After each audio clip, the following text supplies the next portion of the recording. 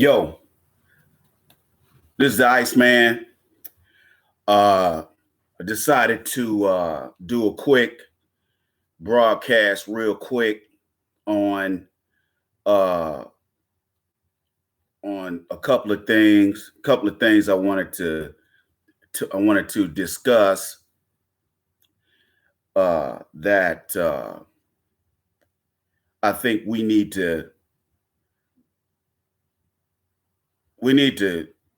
there's some things we got to discuss, Black people. That's on the real. Um, I'm trying to make sure. Can everybody hear me? Because I know I just bought this computer and it's giving me some issues. So bear with me. This is my first time doing it on this computer. Normally I do it on the cell phone, but man, it's too hard to be holding that stick and all that old nonsense, man. It just kind of ridiculous. Anyway, I want to say what's up to my man Timmy Diamonds. Timmy Diamonds in the place. Malevolent Elephant, my Metroplex homie. Glad y'all in the place. Hope everything is cool. Hey, my man Malevolent Elephant, it has started to get hot up there in the Metroplex, bruh. Because I know that Dallas Heat ain't no joke, player. For sure. I don't know if I'm trying to remember if it starts getting hot in Dallas, either in like May or June. I know June it'd be burnt. It's cooking in June. But glad to have you guys in the place. This is the Iceman Show podcast. We're gonna try to do this every week.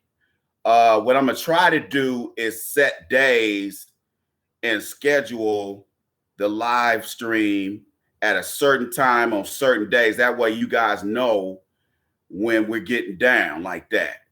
Also, if you can hit the super chat button, at least donate $5 today.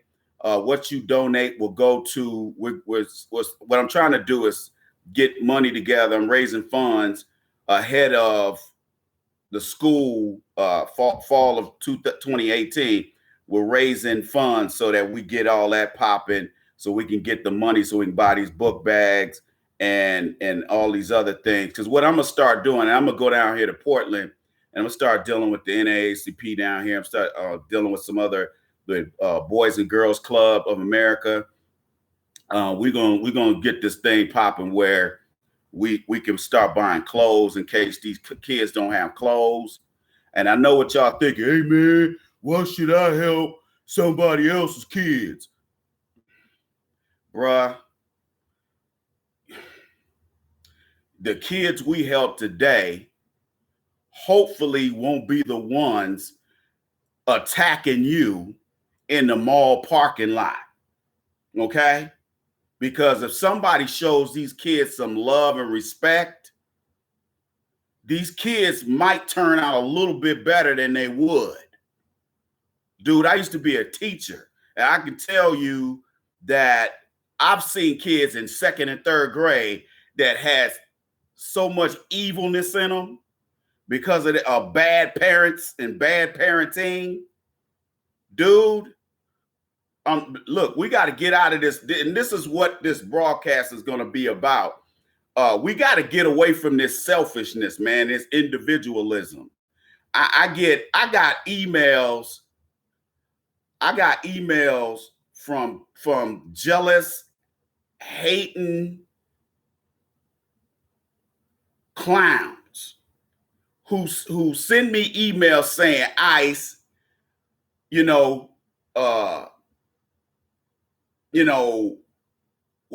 you e-begging and why you doing this and why you doing that?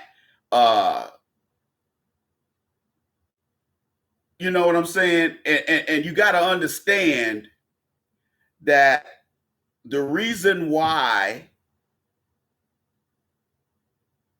these kids, you got to understand, let me stop myself. Yeah, everybody should be taking care of their own children. Okay, we know that. But we all know that we all aren't the same. We all don't have the same resources. We don't have the same resources, people. Let's get off the hey man, man, why should I do something for somebody else? Because the next time somebody might end up doing something for you. I've had people, okay, black and white, help me when they didn't have to. Okay, I've had vehicles that the transmission fell out of them. I'm on a dark road in a town I ain't never been in. And because a white cop helped me, I was able to get to a safe place where I wasn't, where I could be safe until daylight. Okay? Or I've had black people stop and help me change a tire. The man and the woman. They didn't have to stop. They had kids in the back. But they stopped because they knew I couldn't get that vehicle up in the air on that cheap jack that I had. And I was too far away from a major city for AAA to help me. So these good black folk stopped and helped me. And by the way, thank you to Malevolent Elephant, my Dallas homeboy. Appreciate it, brother. Appreciate the hookup, man. And you're right. And you're right, Timmy Diamonds. It's a terrible cycle, man. We got to get out of that cycle of telling other black people, hey, man, I shouldn't have to do this. Yeah, you shouldn't have to. But we don't live in a society where we have folks out here that need help. That's why I started a nonprofit in the first damn place, because I realized that it wasn't enough black nonprofits who were trying to do the things I was doing. They weren't trying to do anything. They were so busy kissing white ass and sucking up, trying to get white money, like black money ain't no good. You dig? And we got to get out of that. Very few black nonprofits are on the ground with boots on the ground helping our people. Come on, man.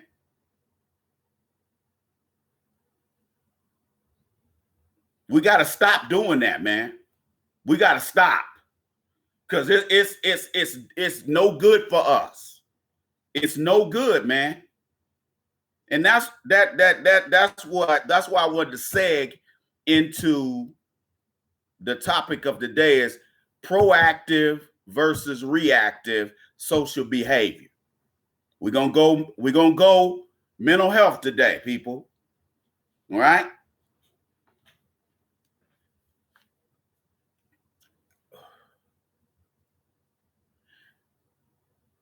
Black people react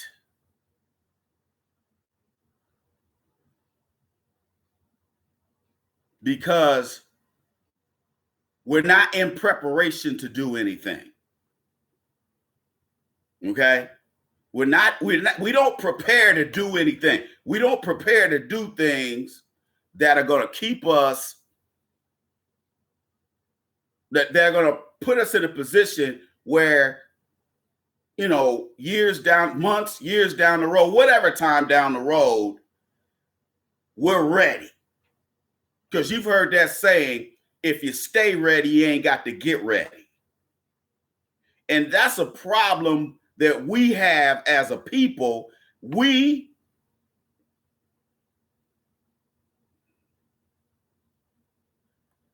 need to stop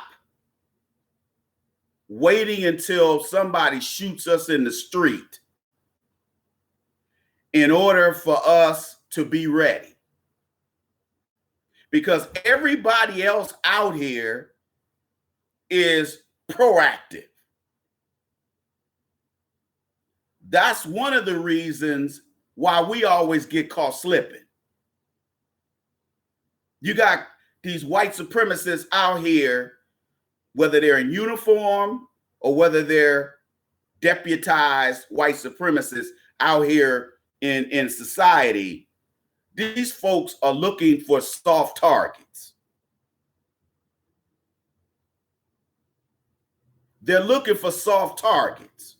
And that's why you see all of this violence toward Black women and Black children. Trayvon Martin, Jordan Davis, Michael Brown.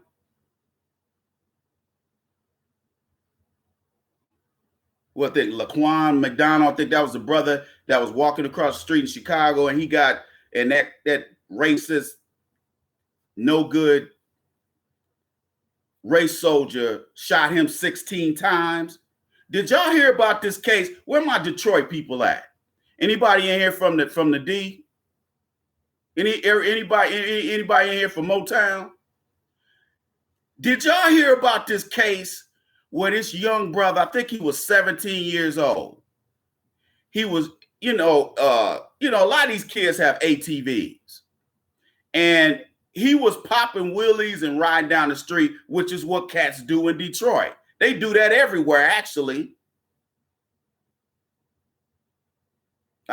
You go to any Black neighborhood, you go see some young brothers with those, with those 200 cc motorcycles or below, 100 cc motorcycle, 150 cc motorcycles. He was riding down the street on an ATV, and a Michigan State police officer, which I was kind of wondering what he was doing in a neighborhood like that. Because most of the time, I used to live in Michigan. And usually in Detroit proper, Detroit police or Wayne County Sheriff takes care of the patrols. But there are pockets, where the Michigan State Police do have to patrol. I can't remember how it happened, but this guy, this racist cop,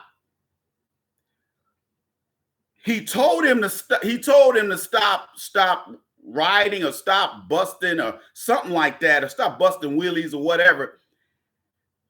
Do you know this guy he had his partner drive next to this guy, and he took out his taser and he tased this young brother while he was riding down the street on his ATV.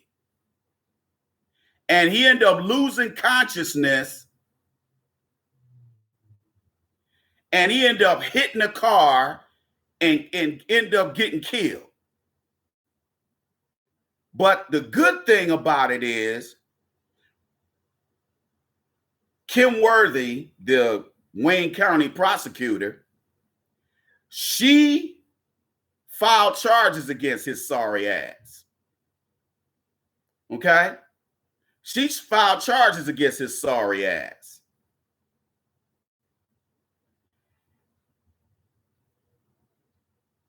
And he's on his way to jail. I think he got charged with second-degree murder. Okay? Thank God. And they showed him in court with his shackles on, looking all crazy. Had that look on his face like, I can't believe I'm getting held accountable for my actions. I'm like, dude, don't be surprised. You killed a child. This kid was on his way to college. This kid, as a matter of fact, he got a scholarship. So I think he had a scholarship to go to University of Michigan. He was a smart kid. His parents had a little money. They bought him an ATV. And because the boy didn't kiss his ass, he killed him. Okay? Now, these white supremacists in uniform,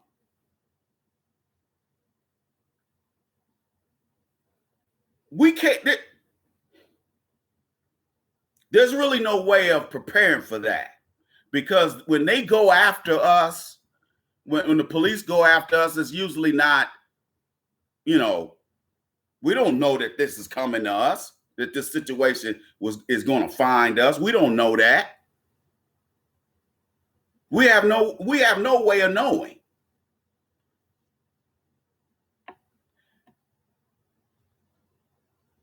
Proactive versus reactive.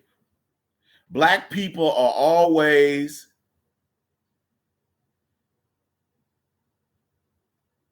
behind the 8 ball, and we always find ourselves losing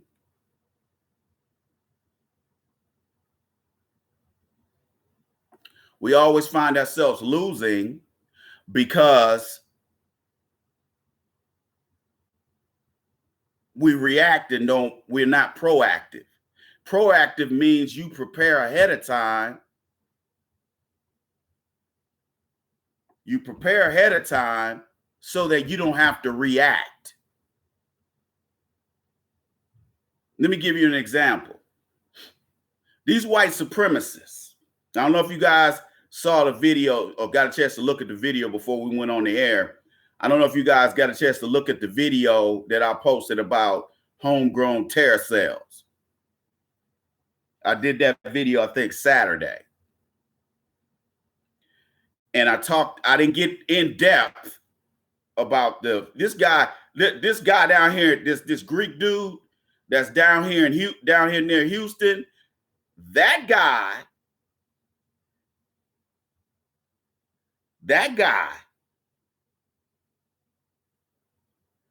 is a member of an international white supremacist organization. Now I'm not gonna go deep off into which one they were, because I used to see these folks stuff when I was over there in Germany, when I lived in Germany. Okay, these guys ain't no joke. Like if you look at Vice News on HBO, you see how they're over there. You see that there's a rise of white nationalism in Europe. There's a reason for that. And all of these individuals are connected. All of these guys are connected, man. But the media will never talk about that because they want you to think this is some random stuff. This stuff ain't random. Nothing these white supremacists do is random. Everything they do is planned. They play chess while we're playing checkers. They have been planning some of this stuff, like the Oklahoma City bombing. They probably planned that 10 years before. As soon as Obama, they always been in the woods training out in the desert, out there in Arizona and New Mexico, shooting and acting a fool. They've always done that, but they've been doing it in droves ever since Obama was in there, because these dummies were sitting there thinking, oh man, Obama gonna take our guns. The Kenyans gonna take our guns. Just stupid. Guns mean too much money to this country. This country was founded on gun ownership and gun use. So they ain't gonna stop that, because there's a perversion that Caucasian males and females get from guns. How many times have you gone on a dating website, especially old gutter ass POF? How many times, especially down there in Texas, down there in the South or in the Midwest or up here in the Northwest in these little country areas, how many times have you looked at some of these old beat up looking Caucasian women, and they on they page on POF with an AR-15 or some other kind of weapon, some other kind of firearm, shooting somewhere? What you think the message they trying to send? They're trying to attract a man that's like them, who has a perverse affinity for firearms. Firearms are for protection. I don't really, I guess, I mean, I get it that some people, that guns are sport for some people, but I wasn't trained like that. I was trained that if you gotta have a weapon in your possession, it is there to protect you, not for fun. I get no fun out of gun ownership. What fun is it? Yeah, I'd like to go to one of these gun ranges, but I just got so much to do during the day, and sometimes I get up late, so I'm on Trump time, so I don't get up till noon. No, I'm good night's sleep, and then get up, go work out, and then come back to the house. If I come back to the house at 9 or 10, I can take a quick old man nap, and then I'm ready to go for the rest of the day. But at least I got all that stuff taken care of earlier in the day. Plus, I got in there for all them old deputy dog looking ancient Caucasian women or Caucasian people, period, bring their butt into the athletic club. Because I hate going in there after they done got in there. Because all they do is hold up every damn thing. You trying to work out on a machine. You got some 80-year-old Caucasian dude trying to, take his time working out. I'm like, dude, will you just get your old ass up? You ain't doing nothing. You're going to do 2 reps and then you're going to sit there and for 200 minutes. I'm like, dude, get up. You ain't doing nothing. You hold me up. I ain't trying to be up in here all year. I'm trying to get in and fit in and do what I need to do so I can get on like I was spit on.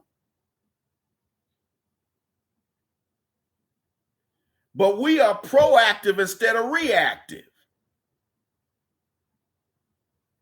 They prepare for stuff, man. They'll prepare 5-6 years ahead of time before they go shoot up a school or shoot up something. And what they're doing is they're sticking their finger in the eye of the government. Okay? That's why when you hear about these militia groups, they're not just militia groups, because you see it's all Caucasian people. Now, some of them in some of the Midwestern areas, some of them got black coons up in there. They got coons up in there. You'll see a couple coons who don't mind being called the N-word around their white friends. You got something like that. But for the most part, because they're also part of, they're probably a terror cell, because you have to understand something. The same type of business model that they pattern themselves after is the same one you see with ISIS and everybody else.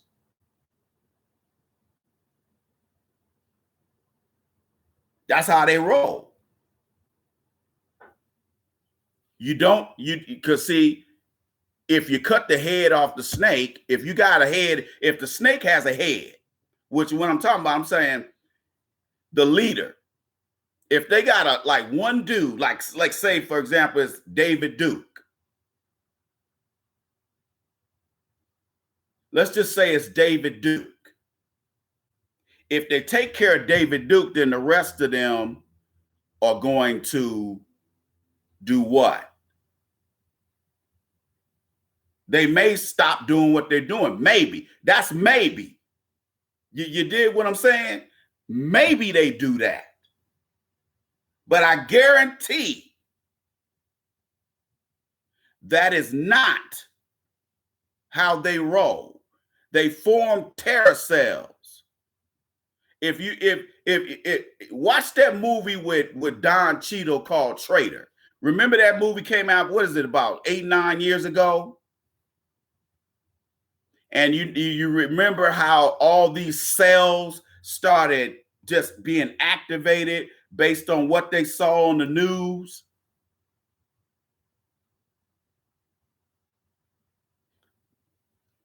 That's the basis of what these people do.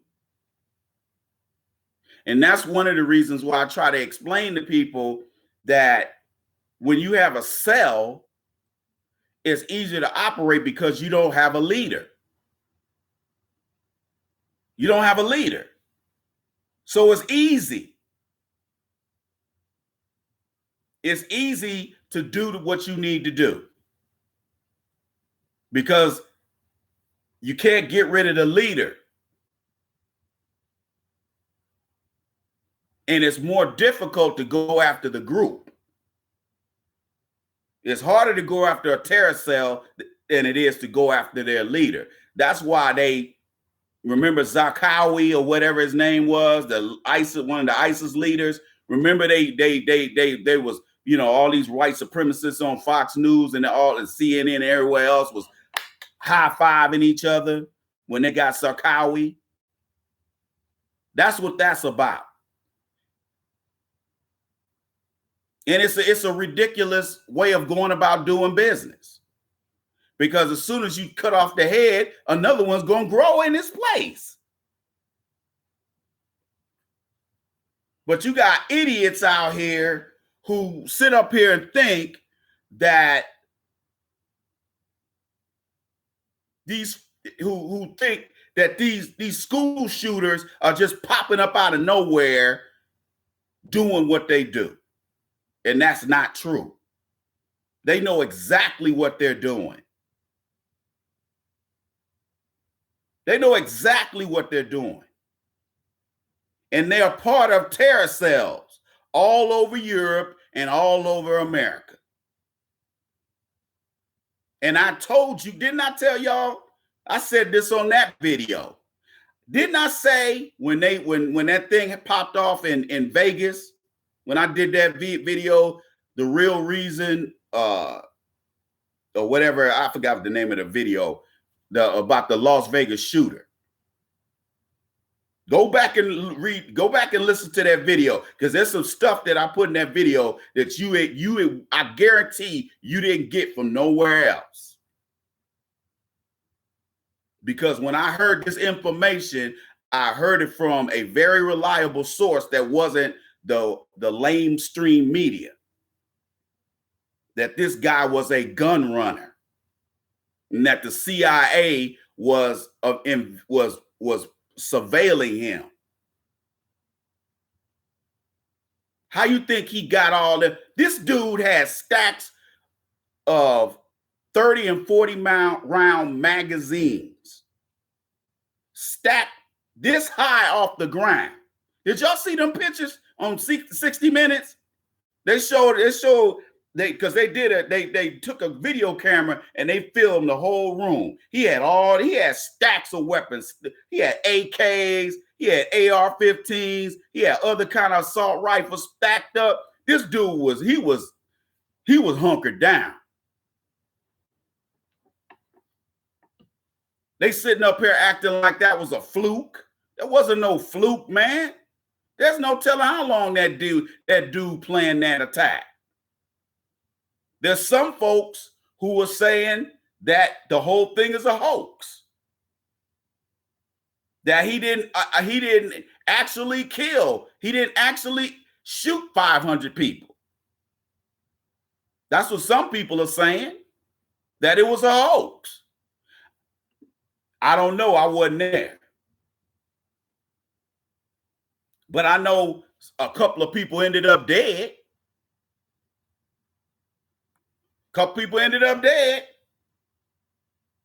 Thank you, Simeon Jimenez. Appreciate it, bro. Thank you for the donation, player.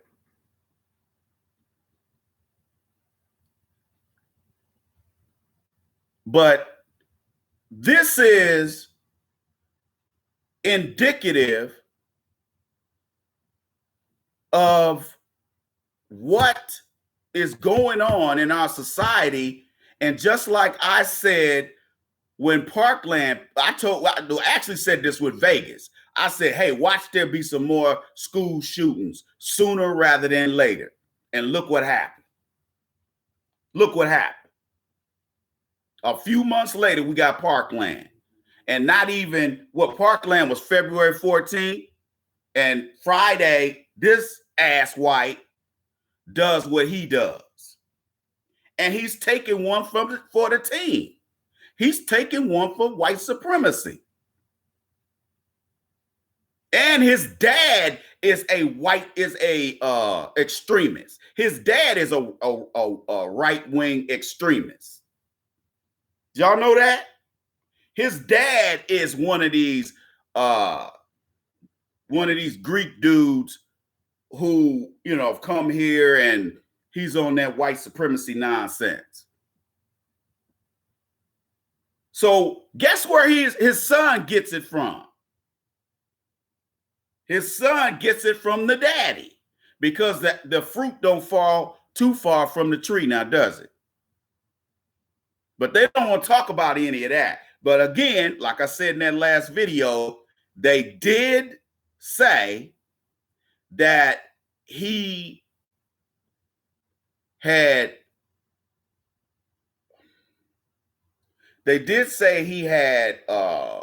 some white supremacist stuff on his Facebook page. They did say that.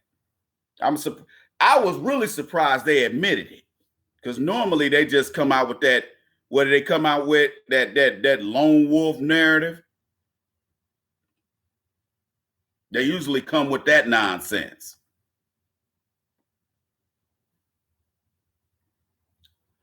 Being proactive, people, means you start preparing, you start strategizing. If you don't own a gun and you think somebody might quite possibly do something to you, because I'm gonna tell you right now, when I lived in Texas and even up here, I've had some of these Mexicans try to pull that, or some of these people that are from Central America, because you don't know what they are. You know, I know a Spanish accent. If somebody's from South America, I know the difference. It sounds different. Cadence is different. I know when I hear a Spanish person speak Spanish. I know when I hear somebody from the Caribbean speak Spanish. It's very distinct from Mexico Spanish and Central American Spanish. And these dudes, even up here, they be trying to pull stuff. Usually when they're in their car, they usually don't pull nothing. If they a couple of them tried to try me up here, and I gave them that mean mug, like, yeah, you know, the next thing that's gonna happen is I'm gonna go ahead and get nice with these hands. Okay, I'm gonna get nice with these hands. Okay, I'm about to get nice with these hands. And they usually bitch out, because they know they ain't gonna do nothing one-on-one anyway without their compadres. They ain't gonna do nothing without all their homies, all they carnals. Okay.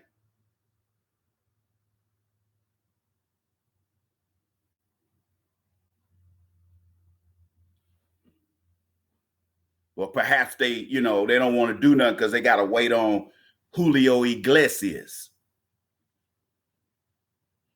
Fuck out of here. Okay. I wish one of them would run up on me. You're gonna get laid out. Hopefully it'll stop there. But if you keep crossing them lines, because sometimes a nice little chin check could set people back. Hopefully it won't come to that. But hey, you never know, man. Cats always trying to press up on brothers all the time.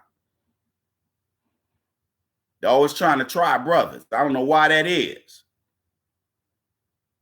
Walk down, you can't even walk down the street. These stupid idiots, these white boys and these Mexicans, they want to ride up next to him. Boo! Trying to scare you. I'm like, dude, I saw you at the corner of my eye, you idiot. And that's one of the reasons I don't carry my heat on me all the time. That's one reason I don't carry my heat on me. Because I know if somebody do that, I'm gonna end up shooting at them. I know I am. Okay? I remember one time these little punks, I was in San Antonio, and I was walking down a street that had no sidewalk. You know how you had them old, you got San Antonio, as old as that city is and as big as that city is, half the city don't even have sidewalks. You got to walk in the street or on the grass with they po asses. Anyway, I'm walking down the street, and I think they may have been Mexicans. They rolled by and they drove real close to the curb, because I was up on the grass walking like this. The street's right here. So I'm walking down Highway 281, and they're going down, and this is a street that, the speed is like 55. So they're flying after they leave that light at the bridge. There's a bridge right behind that goes under, and there's a Wells Fargo building right there. And then my gym was over there at the time. This is years ago. And I'm walking on the grass, and these jerk offs are gonna pull up, try to get as close as they could, and they were like, hey, doing all that kind of nonsense. And I went like this. I was so pissed off. I went like this in my, like I was, about to pull my gun out. I actually didn't have my gun on me at the time. And I put my hand back here like this, and I was acting like I was trying to get my gun up, and boy, you could hear that guy hit. I could hear him hit that accelerator as soon as I did that with his punk ass. That has never happened to me with black men. Black men don't do that.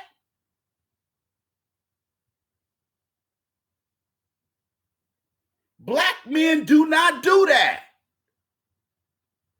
It's always some Caucasian or one of these Mexicans or one of these other Central Americans or whatever. It's always one of them that try to pull that mess because they cowards. Because if they were walking on the other side of the street and they yelled and did that, if I was that type of guy, I easily run over there and check that chin. But they in a 4,000-pound vehicle flying down the street going 30 minutes, because see, they slowed down. That's what made me mad. They slowed down because there wasn't nobody behind them. So they slowed down real slow. And this time I didn't see them. And they did that. I'm not saying you could prepare for something like that, people. What I'm saying is they always think they catching black men slipping. That's what pisses me off. They always think we ain't paying attention, man. They always think we a bunch of dummies that don't know any better. And that couldn't be further from the truth. We know better, we just don't do better. And they lucky they didn't do it to the wrong brother, because I'm gonna tell you right now, there's some brothers out here who would love to pop a cap. Somebody sent me a link to a video of these brothers. I don't know if they're in Houston. I think they outside. I think they were in Houston. I think they were in Houston. I don't think they were in Dallas. I think they were in Houston. These brothers had me laughing like these brothers had me cracking up. There was a white woman, this old white, typical. This old, busted up, fat ass, nasty, stank ass white hoe in one of them motorized chairs. One of them types. And do you know this woman stopped and start popping off at them brothers? This brother, it was a brother, and I think he said it was uncle and his nephew was at the house. And he was across the street on his property. And this woman started calling, I forgot what she was talking crazy to him about. And then she started calling him a nigger. And so what this brother did, it was so gangster. Man, this brother got his water hose. He must have had a powerful water hose because he was standing on his property and he was wetting that fat asshole down. He wet the hell out of her ass. Okay? Y'all see that video? It's on YouTube. Oh, I think the name of the video was racist white woman gets handled by black man or something like that. It's fun. This video is hilarious. And they just out there clowning her ass. Every time she kept calling him nigger, he was because then what he did is he walked out into the street to get closer because that stream of water was pretty powerful. And he was like, oh, he was tearing her ass up. Finally, she had enough sense to get on down the street. But not after he gave her a nice, good car washing. He wet that ass up. And they was clowning. And she was going down the street, nigga. And she was talking shit. But it was somewhere down south. I don't know where. I'm trying to think. I can't remember whether it was Houston or Dallas. I think it was Texas. For sure it was Texas. I just don't know whether it was Houston or Dallas. But them brothers took care of her ass. They was clowning too. They was out there clowning. And even people in other houses were standing out there clowning. There was a couple of white dudes standing out in front of their houses laughing. That's what happens to you when you step to the wrong black men. We're going to take care of you. We're going to tighten that ass up. All of us ain't scared. All of us don't go to church. All of us don't love white Jesus. Some of us will give you that work. The problem is we don't have enough brothers putting in work. We got too many brothers running around here in skinny jeans, acting like females. Y'all see that video of that sister down in San Diego that had to sit up here and fight about 10 Filipinos? Y'all see that? She was beating the brakes off their ass. That sister was fighting like she was fighting for her life, wasn't she?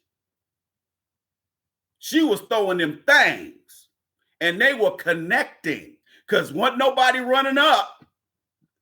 After she backed up between them cars, and she threw a couple of these. Oh, they was like, oh, hold on, because it looked like a Filipino dude grabbed the main chick he was fighting. You see what I'm saying? And guess who was standing around with their cell phones filming it? Little punk ass, weak ass black dudes. You had 6 girls trying to beat this girl up. And none of them little punk ass niggas were helping her. None of them niggas had her back. Come on, brothers. Come on, man. See, I'm old school. If I would have been walking past that school and saw that shit, I would have intervened. If nothing else, I would have broke it up. Damn, man, they showing these Cavaliers dancers. Man, this sister got her ass on her. God damn, I don't need to be looking at this shit. Anyway, come on, black men. Come on, man. These little bitch ass niggas be standing right there, world star, world star, world star. You stupid ass nigga. What if your mama was out there getting the brakes beat off her ass? Because I've seen Mexican dudes in the hood, in South Central, beating up on black women. I've seen it. I've seen it. I've also seen them dudes beating up on their own women. But I've seen them trying to beat up black women. I've seen it. And the reason why they feel they can do that is because black men don't stand up for shit. And you know we don't. Now, a lot of the cats on Facebook, by the way, if you want to join me on Facebook, my new Facebook page, go to asktheiceman.com and go to the right on my website, and you'll find a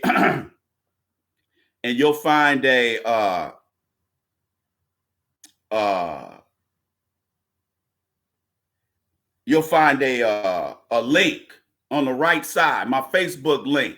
Copy and paste that, and it'll go straight to my new Facebook page. Because I see my man D Fernandez. What's up? What's up, homie? What's up, young blood? How you living, man? Hey, D Fernandez, email me, man. Email me, inbox me with the Iceman Show at yahoo.com.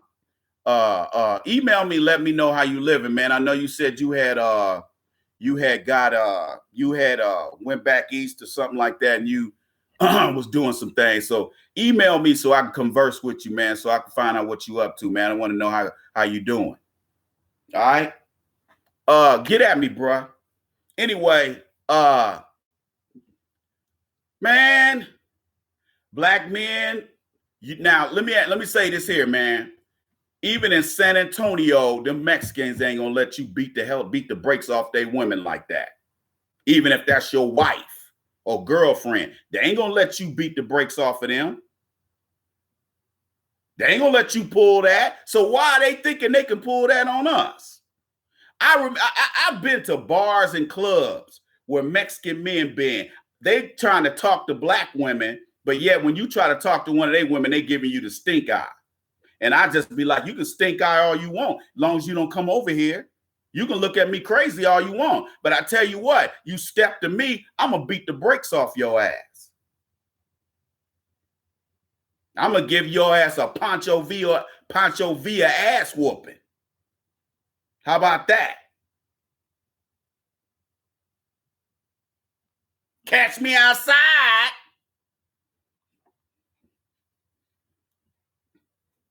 Fuck out of here. Better take your ass to Peter Piper Pizza and eat that big ass wagon wheel pizza, you and your 10, 15 kids.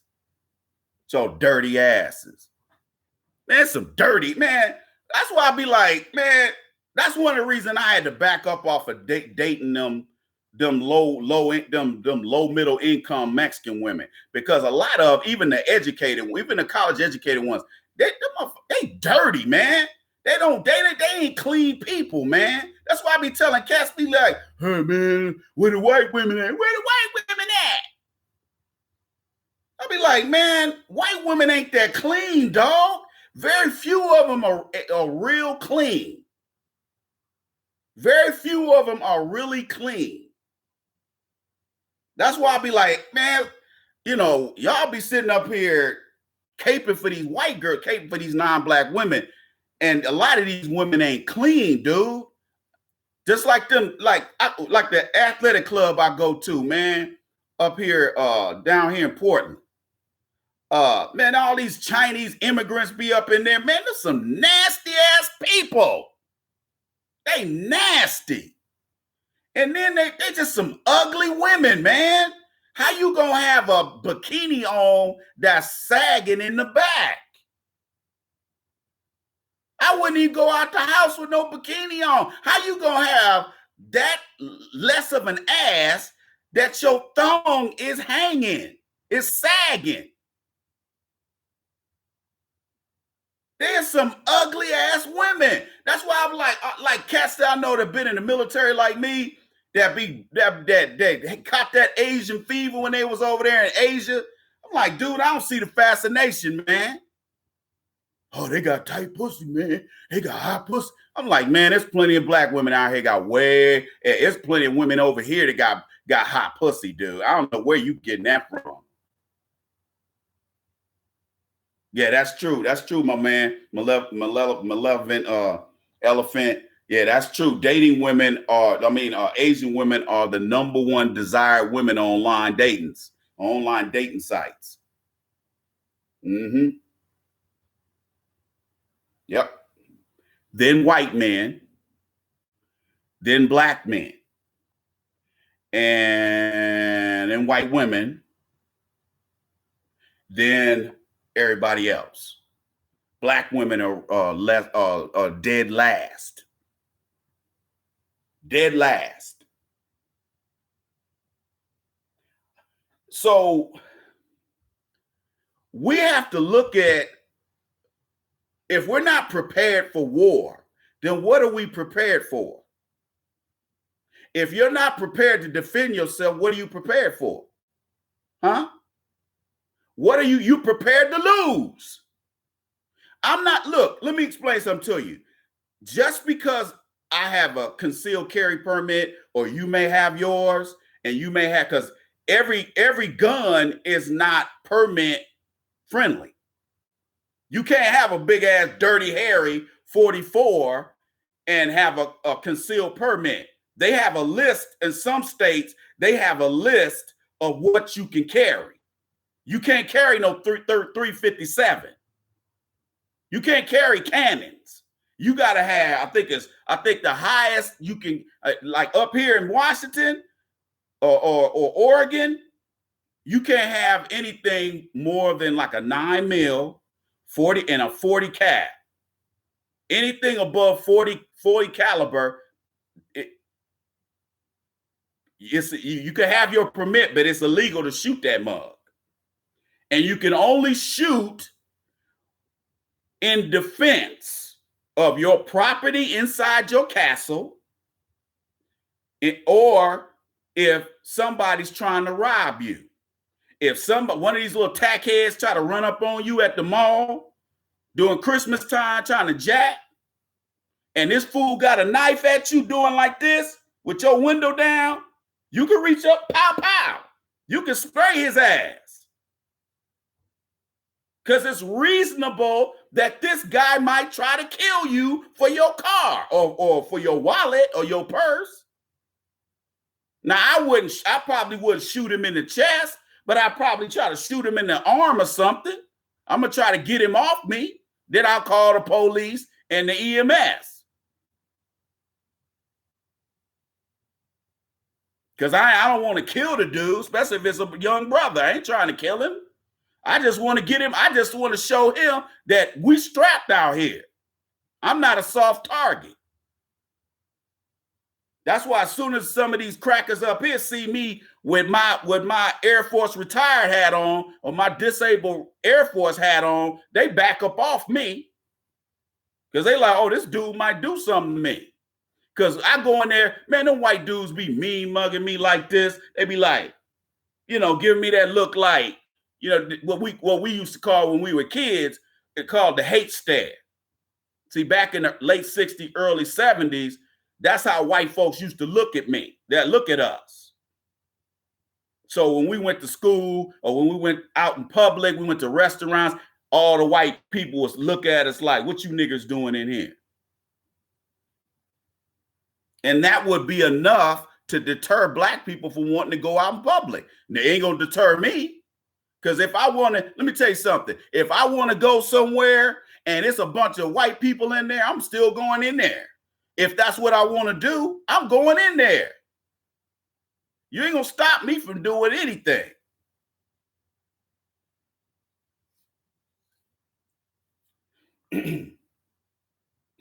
Went to go see Deadpool yesterday. Went and saw Deadpool 2. I love the first one. But this second one, any of y'all seen Deadpool yet? Deadpool 2? It ain't as funny as the first one, man. It got a bunch of idiots in it, man. It was below average. I was not impressed, man. I was ready. Actually, 30 minutes into the movie, I was ready to go home. Seriously. And I had smoked me a little. I had smoked me a little bud before I went in there. Okay. And I still wasn't feeling it. Normally, after I smoke a little bud, I'm good to go, man. I was like, man, what is this bullshit? It wasn't even funny, man. It was some funny parts in there, but the longer the movie went on, man, it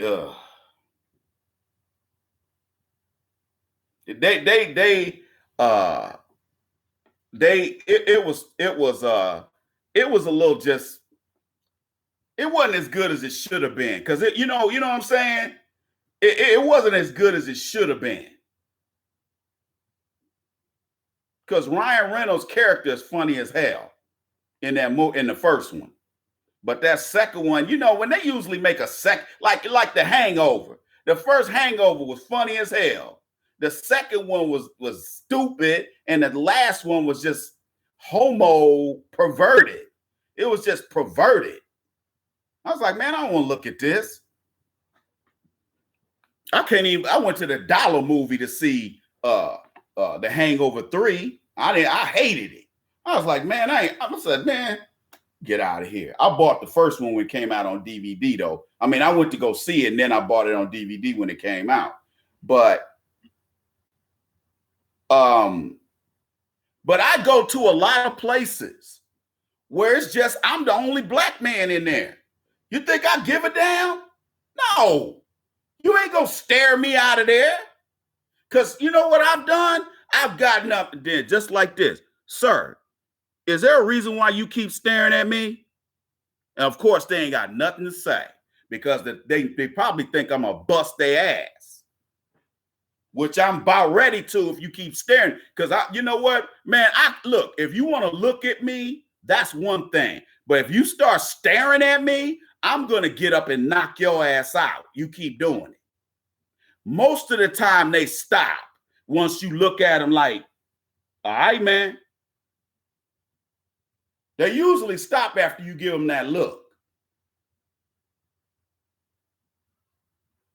Because you got to understand, they think all black men are bitches. Why? Because we don't stand up for ourselves. We react. We react instead of being proactive.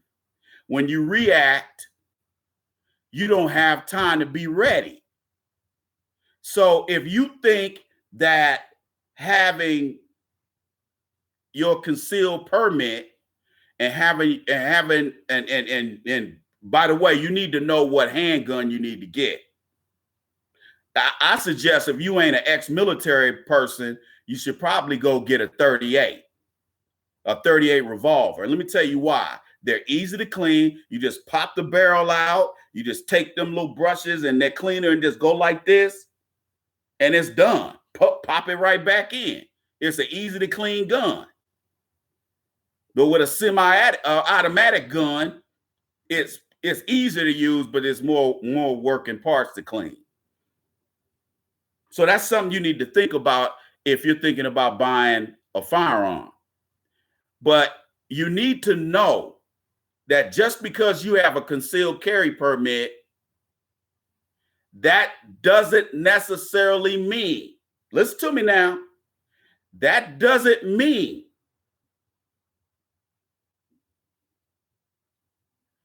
that the police still might try to shit on you some kind of way.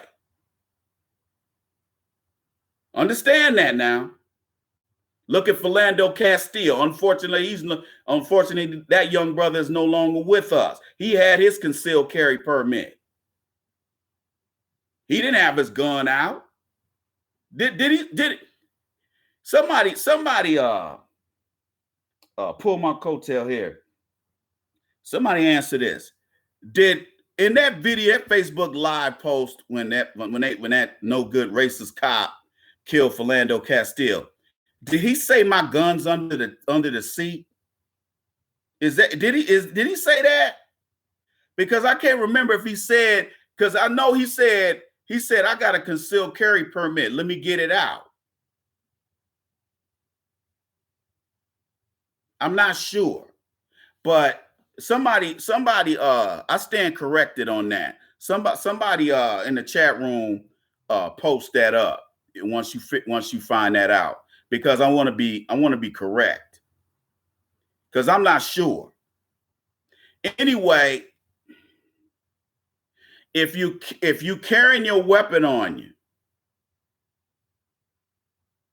if you're carrying your firearm on you, do not carry it in plain view, because these white supremacist race soldiers posing as cops, they will shoot you and say, well, he had his gun on the seat. Don't do like cats do in the hood, man. Okay? Because you're trying to follow the law. What I would suggest you do is put it in some type of briefcase or book bag or something. You know what? When I've gotten stopped recently, and I didn't tell that cop I had a concealed carry permit. I didn't tell him that. What am I telling him for? My gun ain't sitting on the seat. It was in the back. It was up under some stuff. No way he would have seen it if he did, unless he would have checked my car. He'd have tossed my car. That's the only way he could have known. That's true. That's true, brother. It is open carry in Texas, but not for you. It's open carry. Oh, yeah, you're right. In most of the southern states, the more east you go, it's open carry. You can carry your gun. You can walk around like it's Dodge City and have your gun in a holster. But that's for white people, not you, not me. That's why I don't do that. One of my crackhead relatives down in San Antonio is another army guy that used to serve with him. And this dumbass was driving up I-35 up there in Austin, and some white dude cut him off in a big old truck, and he ended up flashing this. He had just got this gun, paid $600 for it. I think it was a Glock 40 or something like that. He just bought this gun from Academy Sports, and he sit up there and brandished it, and the white dude got on the horn, called the popo, and the Texas state trooper in that black and white car pulled his ass over. Okay? Pulled his ass over, and they took his gun. Now, they dropped the charges against him in Travis County court, municipal court, but they kept his gun. You see how they treat black men? They didn't give him his gun back. They took his gun, a brand new gun. See, this is why you can't be stupid. There was at least 2 Mexicans before I left San Antonio. There was at least 2 Mexicans who brandished their weapon on the freeway, on the street, and the San Antonio Police Department arrested them, took their guns, and now they're going to prison for 2 years. Because I think it's like 2 or 3 year sentence if you brandish a weapon. That's a felony. And you know, if you get busted for something in the South, you going to jail. Okay? Your ass going to jail, dog. That's why I say, just because the law reads this way doesn't mean that's the way it applies to you. I'll give you another example before we get back to the topic. There was a Vietnam veteran. He's an Air Force guy.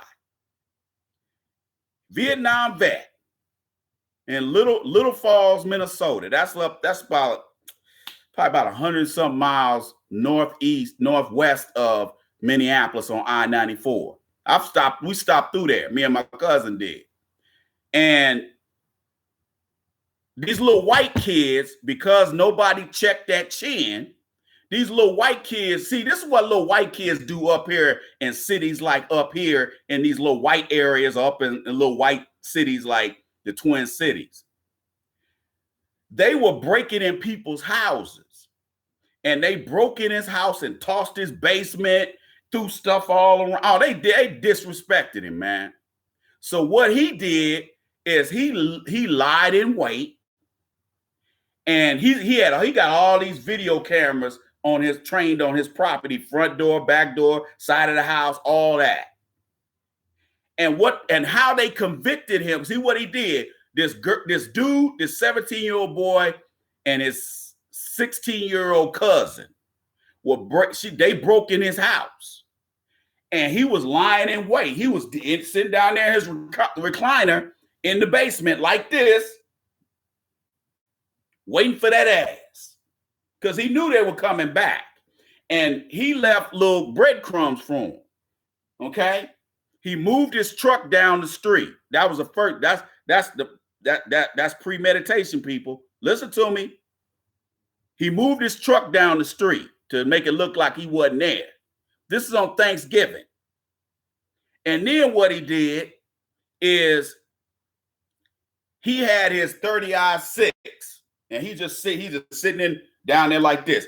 Do you know this dumbass recorded audio and video of him killing them two kids once they broke in his house? See, and he said self-defense, but what incriminated him was the audio on his security system. That's what convicted him. Like a dumbass, he didn't get rid of them tapes. I would have got rid of them tapes. It wouldn't have been no evidence. He eventually, I think he would have got convicted anyway, but the detectives were saying, we really didn't have that much of a case if it wasn't for that audio with him saying, they're coming down the stairs. And then him shooting the girl, and then she wasn't dead, but then he stood over her and said, well, this is gonna, I'm gonna send you to God. Pow, pow. That is first-degree murder, people, because he had already killed the boy upstairs. No, he killed the boy, came down the stairs first, and he smoked him. But then the girl came down trying to figure out what was wrong, and he shot her, but he didn't kill her. And the detectives, both the detectives said, if it wasn't for that audio, he would have won, because he hired one of the best lawyers in Minneapolis, Mesh Besher, Jewish dude. Mesh Besher is like his law firm. He's like the Jewish. He is the Jewish Johnny Cochran. If you don't want to go to jail, you hire Mesh Besher. He hired him, and he couldn't keep him out of jail. And he ended up getting life without parole, man. It was sad, man, because he couldn't play the PTSD angle, because the guy didn't have a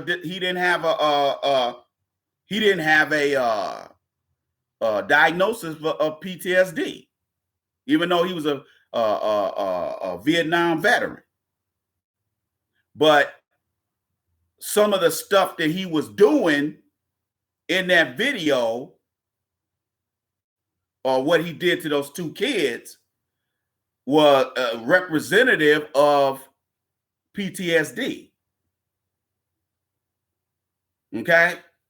But again, he couldn't play that angle because, they had visual evidence, as well as, audio evidence that convicted his ass.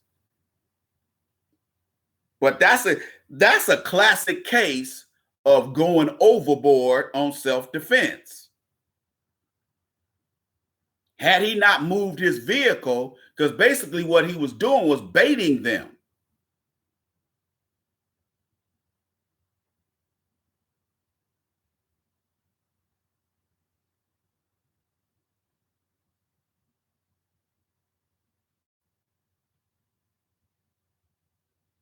You got white dudes out here just spraying brothers. Some young brother that used to play for the New Orleans Saints got killed by some old deputized white supremacists. They going in and out around each other in traffic, and they get to a light, and this old coward gonna shoot him gonna pop a cap in it.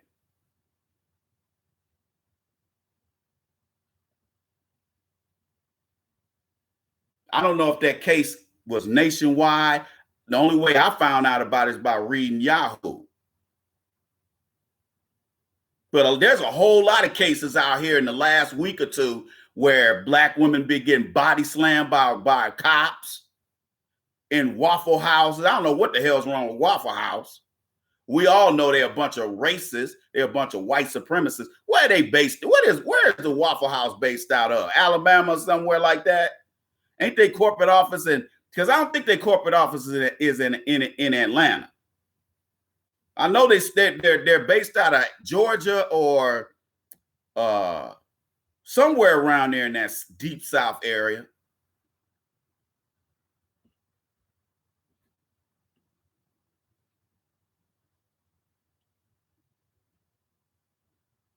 Come on, man. They doing that because they figured there's no repercussions. There's no consequences or repercussions for killing black women, children, and black women, men, and children. How many cases have you read online where these white supremacists been shooting these homeless black guys? That's a soft target. Because let me tell you something. I've seen white dudes casing, looking at me kind of like they about to do something. And I give them that look like, I wish you would run up. I wish you would. I wish you would run up, homie. I wish you would. And that look probably saved my life. Okay? I've seen these white dudes out in public about to do something. Like I said, I don't always carry my gun on me because I know I'll use it. So if I'm in one of them kind of moods,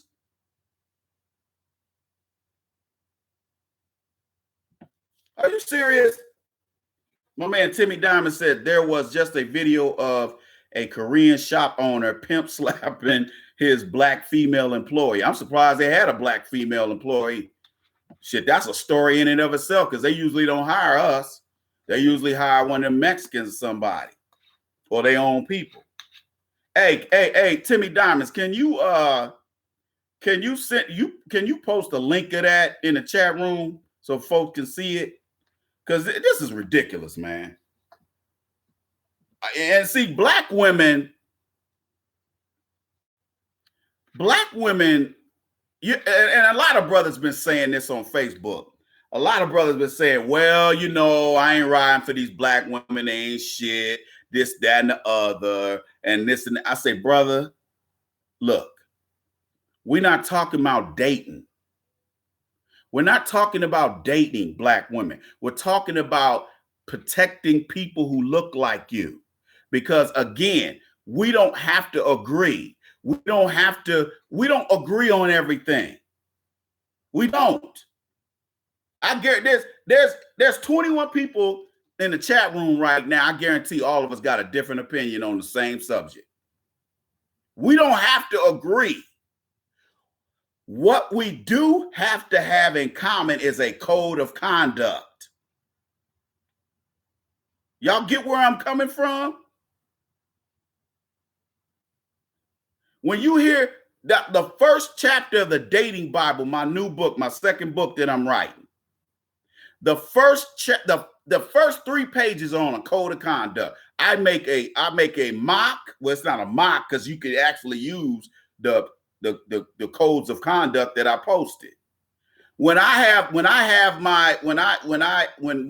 people hire me as a life coach, especially men, if there's an issue where there's low self-esteem and low self-confidence, the first thing we start working on is a code of conduct. because that is going to say to you, because it's going to get nailed up here if you keep reading it every day. Because I tell them to put it on a sticky note and put it on the bathroom mirror. Every time you go take a shit, every time you go take a piss, every time you shave, every time you wash your hands, you see in that code of conduct, I will not allow white supremacists to push me around. I will not date fat white women. I am not a garbage. I'm not the garbage man. That's a code of conduct. It's standards. What I will tolerate and what I will not tolerate.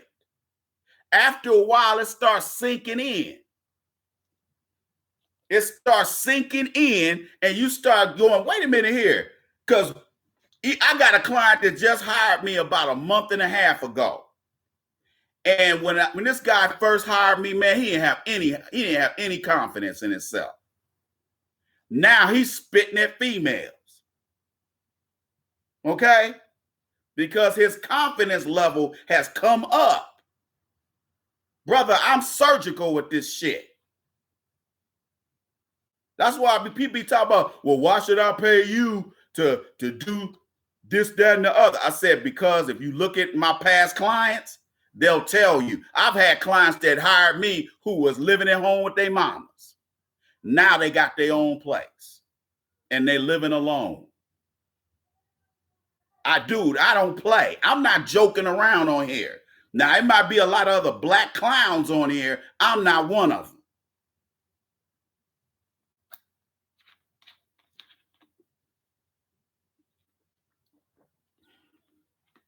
Okay, man, no problem. I'm gonna have to, we'll work out the kinks on this on the chat room because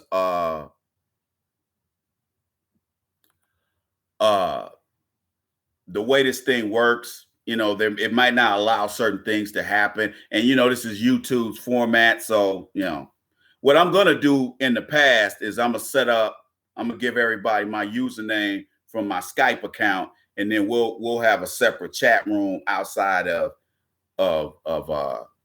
YouTube, because we're on their servers. This is not my platform. This is YouTube's. But anyway, people will only do to you what you tolerate.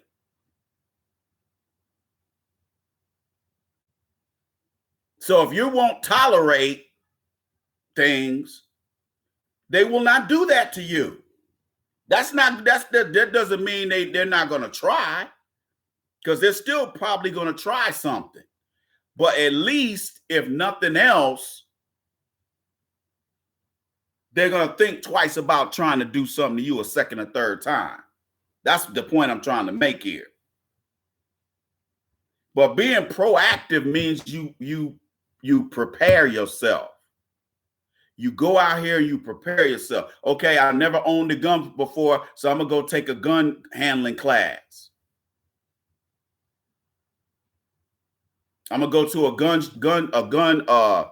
one of these gun shops, not gun shop, but one of these firing ranges, and have them teach me what I need to know.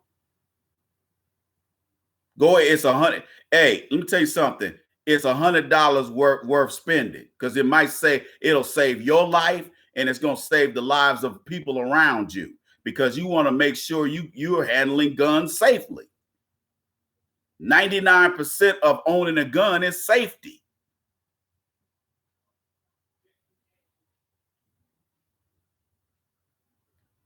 But we got to get off the bullshit, man. We got to get off the skinny jeans and the clowning and the sitting back letting our women get the dust beat off of them. We got to stop doing that, man. That looks bad. I didn't, and brothers always got to go to that, oh, man, I don't date black women. I'm done with black men. They just all on my Facebook feed just whining about black women because these guys are beta males. Sometimes the common denominator in why some black men fail at dating is you. The common denominator is you. The reason why black women are disrespectful anyway, because it's been ingrained in them that you're less than value than white daddy. So you can't fight that other than to go out here and build resources. That's why I always tell guys all the time, say, hey man, while you sitting up here whining about black women dogging you out, you could be building resources instead of falling prey to one of these resource mercenaries, because that's what these women are. They're resource mercenaries, and it ain't gonna stop. The thing about feminism is that feminism becomes problematic for women in America as they age. See, women don't never, ever, ever prepare for old age. That's why you notice most, especially Caucasian women, old age, they start aging at 25. Okay. They start losing estrogen at 25. Okay. Just like white males, the majority of white males, see, this is another thing they don't talk about. The majority of white males start losing testosterone in their mid-20s. That don't happen to us. Now, unless we got diabetes or high blood pressure and we on them pills.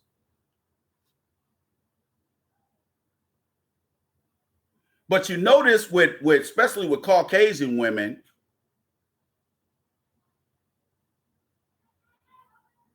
they let their old age sneak up on them.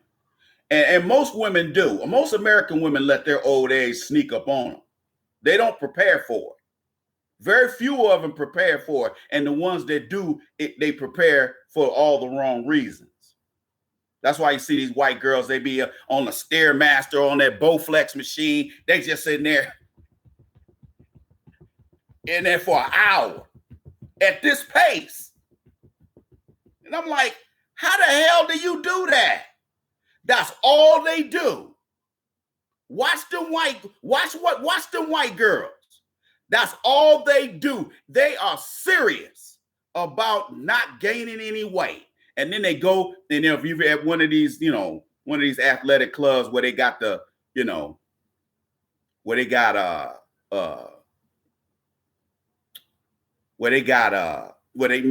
they got a cafe in there or something, they ain't eating some little bullshit ass salad. They ain't eating nothing that's gonna put any weight on. And that's fine. I don't have no problem. Hell, I ate what did I eat today? I ate a mixed green and kale salad with some chicken nuggets and some shrimp about 2 or 3 hours ago. I don't know if I'm gonna eat again. I probably won't eat anything heavy, but I'm probably gonna eat at least something before get too late. I try not to eat too much food. So I got another 35 pounds to lose. So, but men prepare. Usually when dudes they get around late 20s, early 30s, they start seeing that belly, they start hitting the gym. They start getting in the gym. Or they get on a bike and start riding. Because they ain't trying to get fat, especially if you're a single guy. You can't be walking around here being single. You single and you fat. You ain't gonna get no bitches. But the reason why let me tell you something. Collectively, black men are seen as weak. Individually, that's a different story. But still, they still try to test us. Because especially down in San Antonio, I go somewhere, it might be 3 or 4 Mexican dudes, they trying to look hard. I'm like, I will come over there, take my dick out and beat the shit out of all y'all. The fuck out of here, man. You know damn good and well you can't fight without your boys. And even with your boys, I still beat the brakes off of y'all.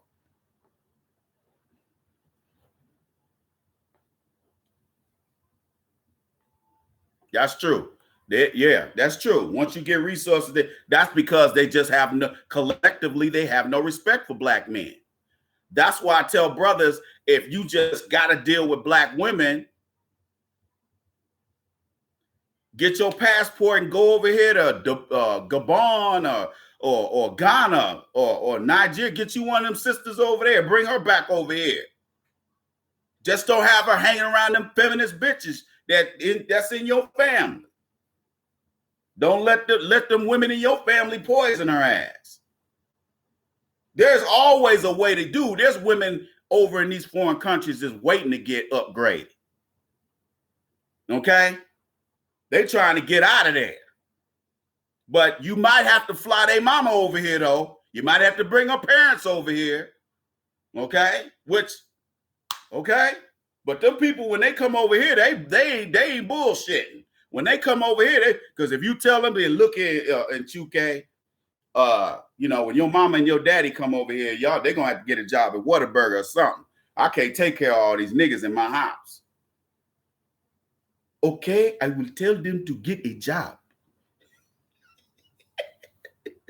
Okay? In UK and Chetwelly. Well, I tell you what, you know what I love with black women? You know what I love about black women and African dudes? I had a black woman ask me one time, she asked me, are you African? I said, bitch, do I look like I'm African to you? Huh? She said, well, sometimes you can't tell. I said, yeah, that is true. I said, normally you can tell with an African dude. Okay. She was like, I don't date African dudes. I was dating an African dude and he was tripping. Oh yeah, they got a lot of Ethiopian chicks up there in the Twin Cities, man. I hollered at a couple of them. Oh, they be fine as hell. Oh, they be beautiful, man. But they be bed winching though. Some of them bitches be bed winching, especially up there in the Twin Cities. I be seeing them Ethiopian and Eritrean and Somalian chicks, some of the good looking ones, with white dudes who ain't got a pot to piss in. I be like, dude, really? They straight up with a white dude. I'm like, man, you better get the fuck out of here with that. I'm serious. You gonna come all the way over here and you gonna become a bed wench? Oh, hell no. Next thing you know, your kid, your black kid is gonna be on an H&M website talking about, with a sweatshirt talking about coolest monkey in the jungle.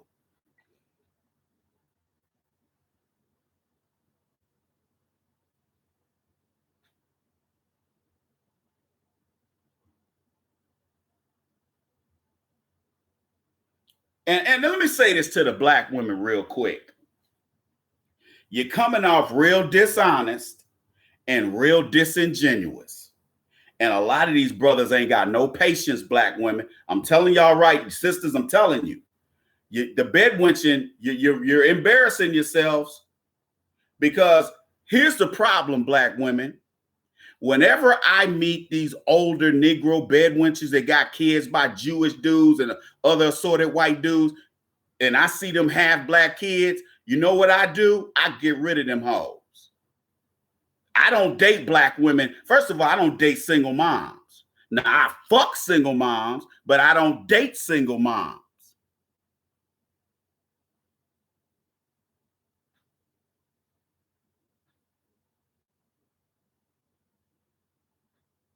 Okay? I fuck single moms. I don't date them because they ain't for dating. Dating a single mom is like the equivalent of buying a 1985 car. Okay?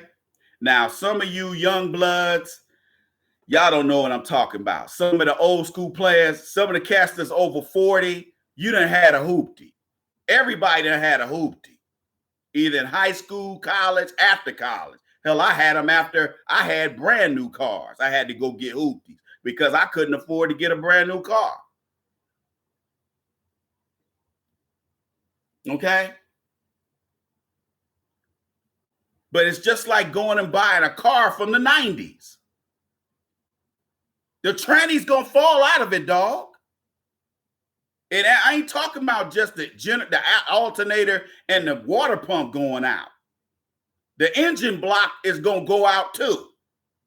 Now you stuck with a hoopty that don't run. That's the equivalent of you messing with a single mom. Single moms are for sport fucking only. That's it. Fun fucking, that's it.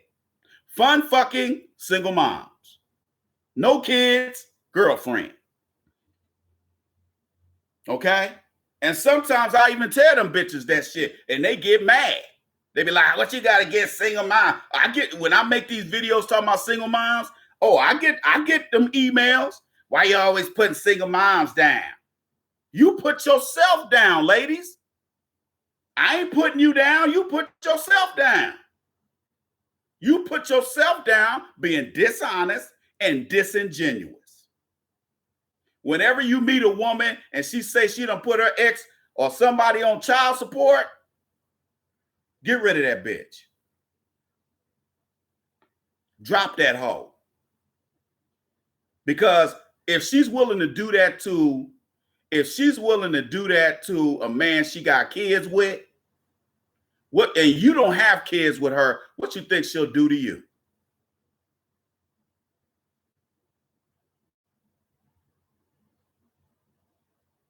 What you think she won't do to you? And you don't have kids with her.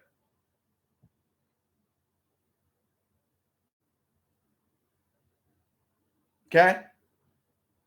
Come on, man.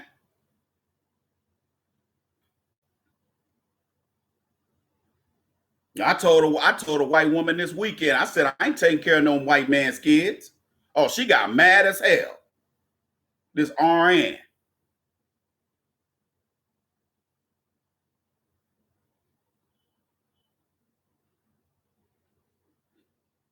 Yeah, I used to drive I used to borrow this sister's Toyota Tercel when I was in college, when I was a freshman in college. Okay. And it had a stick too. The stick was like way up here. Yeah. That big old long stick with the golf ball on it. Okay.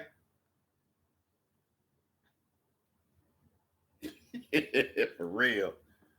But I told her straight out, I ain't take care of no white man's kids. Because what I know is about white women up here in Portland, up here in the Portland area, is all of them got white kids. So you know what they know they was trying to do a money grab when they were in their 20s. Then when they get old and irrelevant, here they go trying to date brothers. I said, oh, you ain't using me for no middle age for your middle age crisis. Oh, now I'm gonna go out here and get me some black dick now that there ain't no repercussion, no social repercussions. Oh, you ain't finna get me like that. And one thing I noticed about these West Coast women, oh, they just, oh man, they love to try to get in your pocket for a free dinner. Let's go to a Ice, have you ever asked one of those white women why they all of a sudden date black men? What do they usually say? Oh, man. Man, you know what? First of all, they get angry as shit. That's the first thing. They get mad as shit. That's the first thing. Secondly, if they do give you an answer, it's, oh, well, I wasn't really trying to marry a white dude. I had this one chick tell me that. I said, bitch,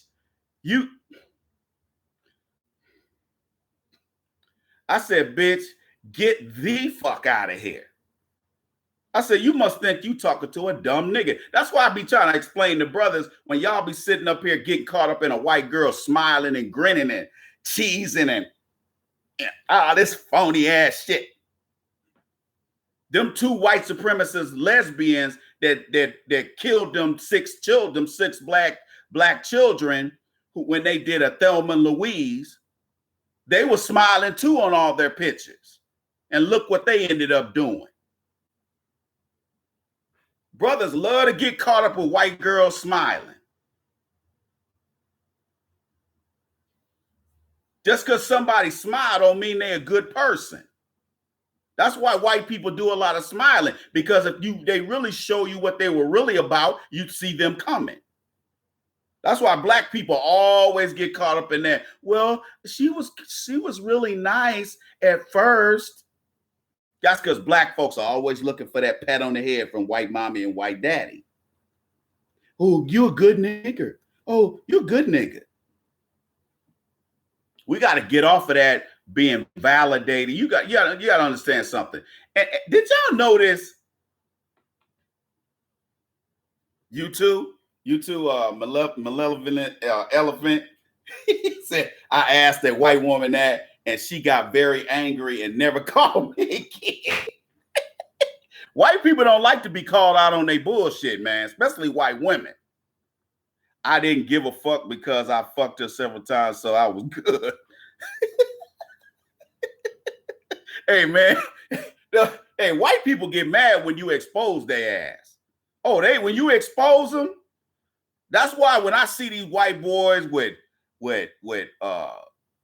tattoos of Norway and Iceland, they love to get those, I'm of Nordic heritage, or my people go back to Finland and Sweden and all this old shit. Do you know up in them countries they got more white supremacists over there than a little bit?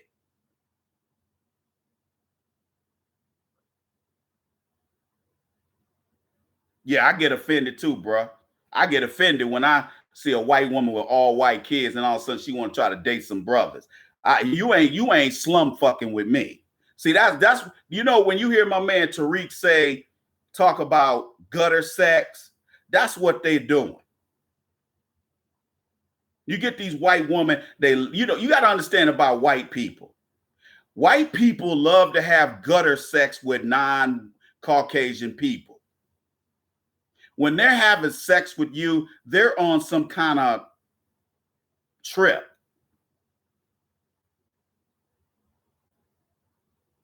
That's why every state in this country has bestiality laws. You know why? Because of them. Because they'll be out there fucking the horse, or they'll be out there fucking the cow if they're a man, or the sheep, or a goat.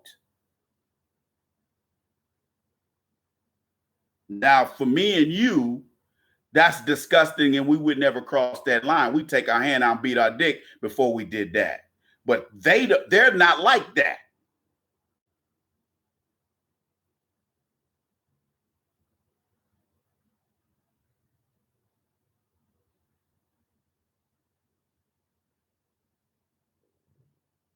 See, that's why I keep telling cats,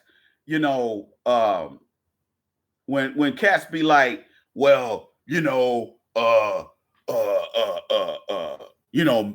a black and brown coalition. There ain't no black and brown coalition.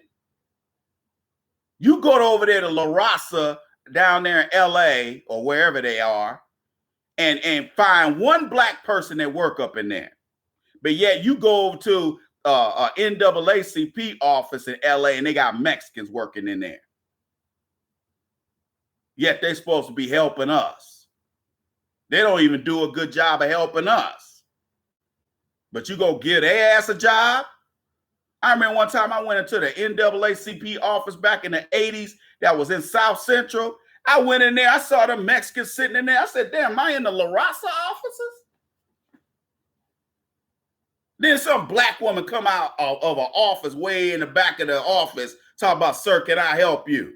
I said, is this the NAACP? I see it, the sign over the door. I said, yeah, this is the NAACP. And then I looked at the Mexican women working in there, and I looked at her. She said, can we help? I said, nah, I'm good. I'm good. I'm good, man.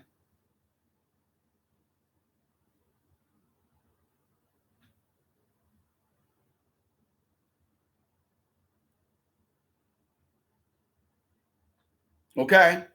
I'm trying to motivate cats. I don't want you to go out here and break the law. What I want you to do is be, I don't want you to be stressed, because a lot of cats say, well, if we out here trying to protect ourselves from these white males trying to harm us physically, and we got to protect ourselves socially from these predatory white women, then how do you prepare for that? Because I ain't used to dealing with that. That's a fair question. That's a fair question to ask. A lot of brothers won't ask that question. They'll just go out there and do something stupid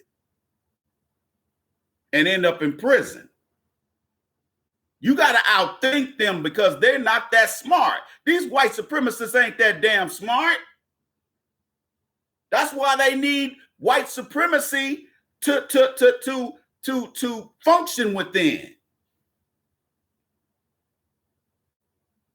Why do they need white supremacy? If you watch white people, if you're ever around a lot of like whole white families, watch them. They have the attitude that somebody white is going to protect me and my children. That's their attitude. If you don't believe me, go to a mall. Now, they won't sit there and let, 5 or 6-year-old kids just sit there in the mall by themselves while they go off and do something else, although some of them do. Some of them won't even be paying attention to their own goddamn kids.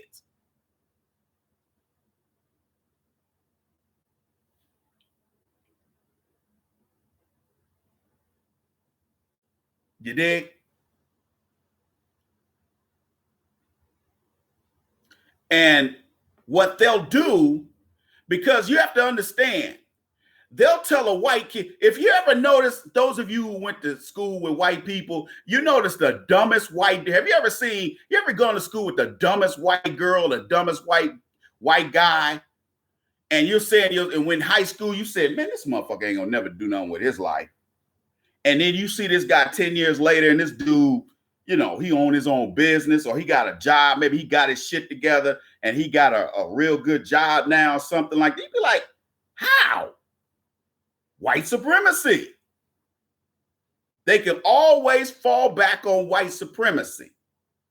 We don't have a code, so we can't fall back on nothing with our people, because we constantly got, I constantly have black men attacking me all the time because of their jealousy and being haters. Always attacking me. And I have learned to just brush it off, because I don't give a fuck what you say. I'm still gonna e-beg like y'all niggas claim I do. I'm still gonna ask for donations. Matter of fact, I'm gonna do that right now. Please hit the super chat button and donate at least $5. How about that? If you don't like that shit, don't tune in. You have a choice, man. Go listen to somebody else.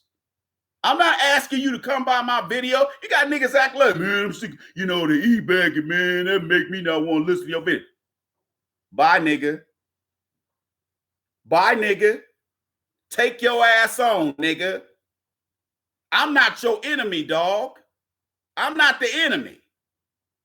Your enemy is white supremacy. That's your enemy, dog. Not me. Why are you attacking me? I'm a victim of under the auspices of white supremacy just like you. Why would you attack me? Not one time have I ever got on YouTube. I've been on YouTube 11 years. I've been on YouTube 11 years. I have never gratuitously sat down and typed up a message to any black channels just attacking them. Even if they had a video up that I didn't like. I listened to it or I didn't listen to it. But I'm a mature man. So even if I'm listening to somebody's video that they're saying something I don't like, I respect the fact that now is a chance for me to grow as a human being. And that's another thing. That's another thing. Black men are not used to working with other black men. I see some of you guys know each other. Some of you guys are talking to each other. That's what I want. I want you guys to get together, even if you get together outside of YouTube. Some cats, you know, there's a couple of cats that I know they've you know, ended up hooking up outside of YouTube. What's wrong with that? I want black men and black women to understand that we don't have to all be Republicans. We don't all have to be Democrats. We don't all have to be Christians. We can be atheists. We can be atheists. We can be agnostic. We can be Catholic. We can be Muslim. And we all can be on the same code. And what that code says is, if I see you in distress, I'm going to come to your aid. And if I'm in distress, I hope you come to my aid, because nothing is free, people. You live in a society that is set up by the gun and money. Nothing is free. That's the one thing I'm trying to explain in my new book, The Dating Bible. Dating is not free. Dating is not free for the man, and it ain't free for the woman. There are expectations, whether people want to admit it or not. There are expectations on both sides. He's spending his money and his time. She is advertising booty in a possible relationship. Now, if you're dealing with most of these American women of all races, you're going to deal with disingenuous women. You're going to deal with dishonest women. They're going to be a Trojan horse. They're going to show you one thing when they're really something else. I've been there, done that. Is it frustrating? Yes, it is. But that's the cost of doing business. That's why you don't, when you meet somebody online or you meet somebody out here at a bar, you don't take them out for a dinner. You don't take them out to dinner. You ain't, man, let me tell you something. There's one thing I ain't never said to a woman.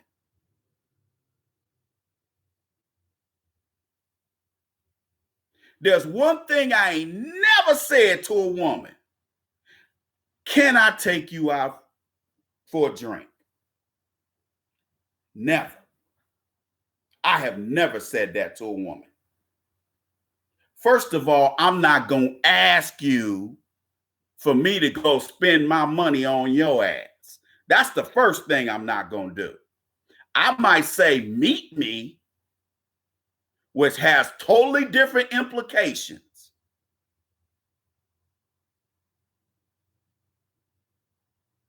Mean what you say what you mean what you say.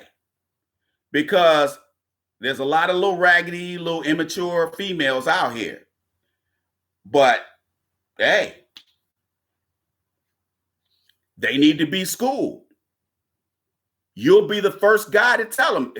You'll be the first guy that teaches them, hey, I ain't spending no money on you. Well, when do you plan on? I've had women tell me, well, when do you plan on taking me out on a proper date? When I see that we on our way to a relationship. Well, when is that going to be? I said, I'll let you. I said, well, the only way for me to know is for us to be on that trajectory. And the way it looks right now, we ain't on that trajectory because we're sitting up in the coffee bean. Because I don't go to Starbucks no more. Fuck Starbucks. I don't go to Starbucks no more. Now, I may go in there and use their Wi-Fi because I got the app on some of my devices. I use their free Wi-Fi, but I ain't buying nothing. I've had business meetings up at Starbucks and ain't bought nothing. So when they pulled the Starbucks, that old racist manager pulled that. Oh, that's another thing I want to talk about. I'm gonna talk about that in a minute. These folks calling in these police officers to have us gaffled. These people ain't playing, man.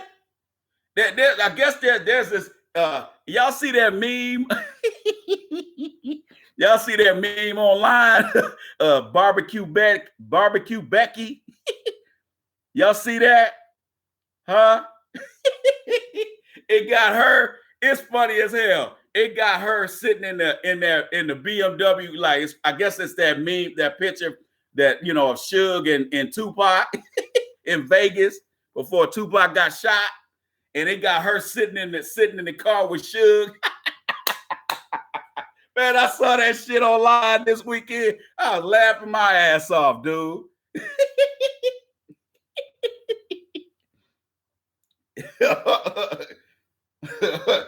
My man, hey, thanks a lot, TTT Kill. Thanks for the donation, brother. He said no tricking and no simping on mayonnaise hoe. Hey, man, I had a few of the mayonnaise eating bitches. Okay. Hey, I'm embarrassed to say, man, I done cut more white women than I have any other women. That's sad, ain't it? That's sad. And I done been with a lot of black women, even before I got married and after I got married. But see, you got to understand something, cats. The internet created it took what was already out there in these white women's and these other races of women's minds. They already wanted some black weenie. They just needed to get comfortable doing it. So that's why with the internet and with intersectionality, and I mean sexuality, okay? A lot of cats was hooking up with white women that probably would have never boned any white women. I'm not saying that's something to be proud of or that's a great accomplishment or anything like that. I'm just speaking the facts. But as you've seen, when after about 2007, 2008, now you got what you got today, which is a bunch of bratty, spoiled, evil, nasty, dirty ass single moms who only want to deal with a black man to get something for nothing. And that's why I get on these hoes' asses. I tell them in a minute. Like I said, I meet white women out in public and they try to run that shit on me. They'll try to run that shit on me, man. I'll be like, look here, let me tell you something, bitch. I ain't finna take you out on no goddamn date. I ain't taking you out on shit and hey, I'll stay by myself. I tell women all the time, I don't have a problem being alone. I don't have a problem with it. I'm a man. Men are built. When I was growing up, men were built to be islands. If you didn't have a woman, then what can you fill your time with? In self-improvement. Stack my chips. And do some investing. That's what real players do. You don't sit around on Facebook whining about black women. Whenever I read a post by one of these little beta males whining about black women, I'd be like, dude, really, man? Not a good look, player. Whining about women is not a good look. You either handle it or you don't handle it.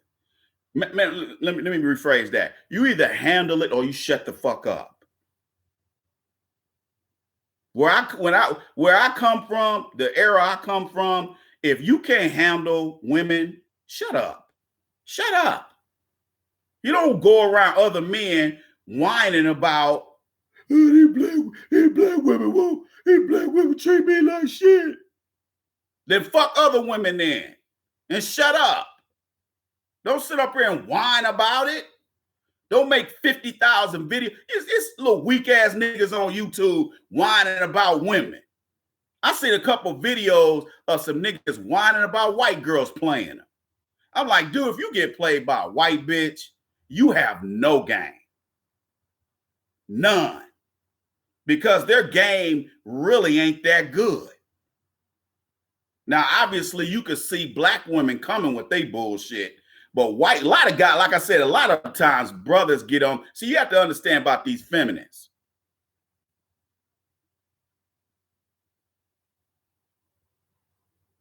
You have to understand about these feminists.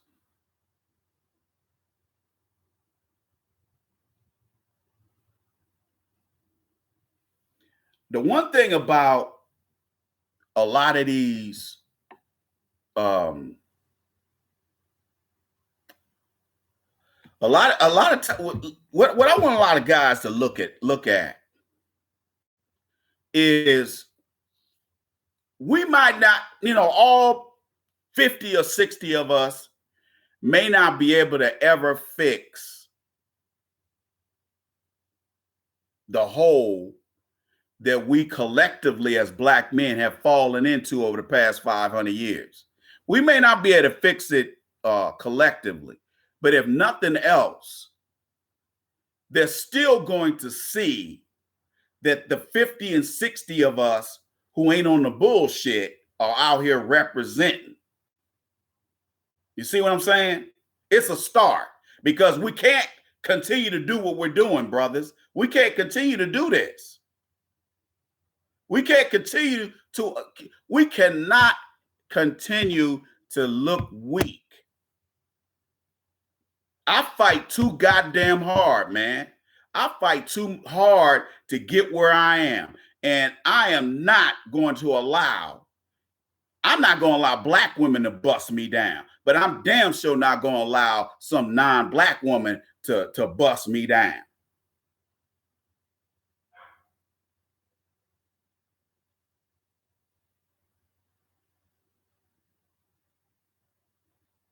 Yeah, me too. I fuck a lot of them. I met a lot of white women on Black Planet back in the day, back in like 02, 03. I fucked a whole bunch of white women off of Black Planet. Because I was going out I was in the clubs still then too. I was still going to clubs and bars back then. So I would meet women on social media. I would meet women in bars. I was running through bitches.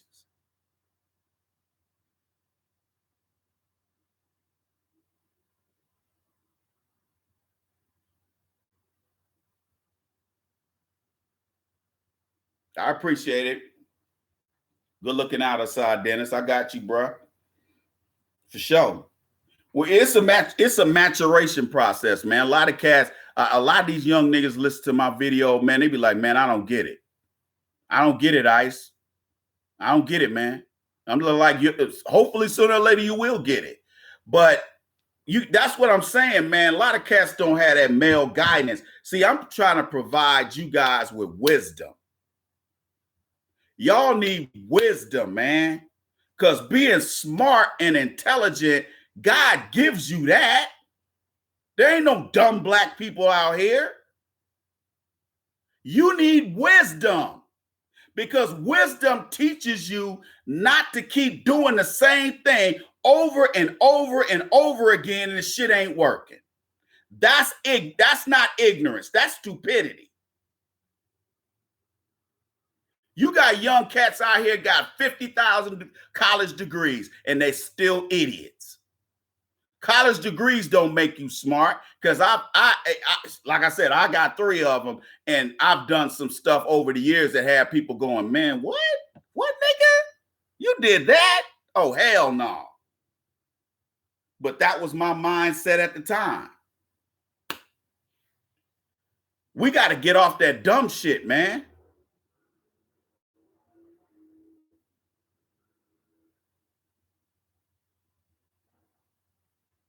Okay?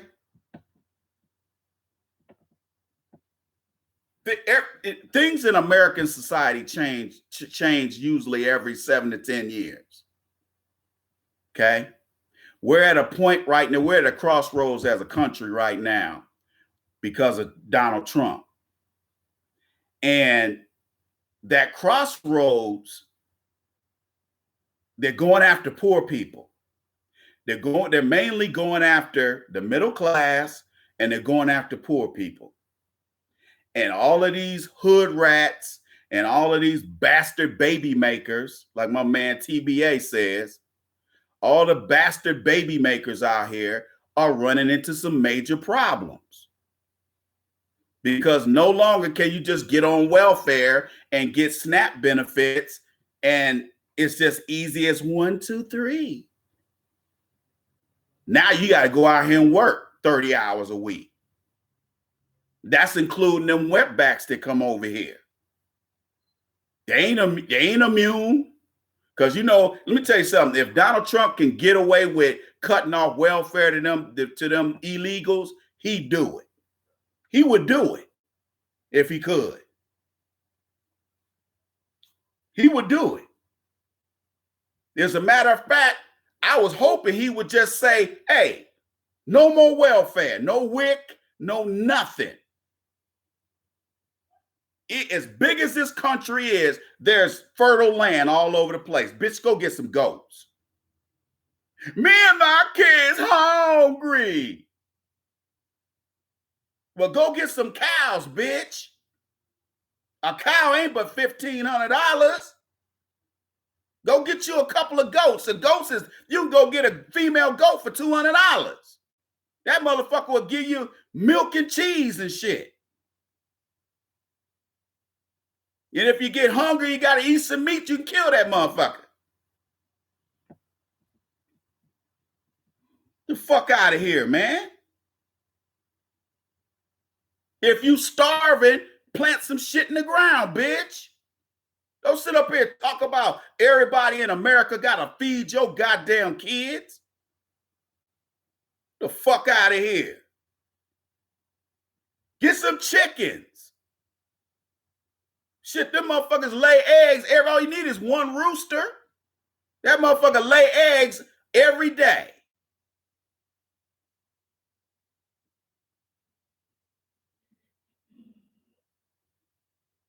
That's why I be telling people sit up here talking about me and my kids gonna go hungry without welfare. We ain't gonna have no place to stay without Section 8. That ain't my problem, lady. I didn't get a chance to fuck you and get you pregnant so you can have them kids. Why the fuck should we pay for it?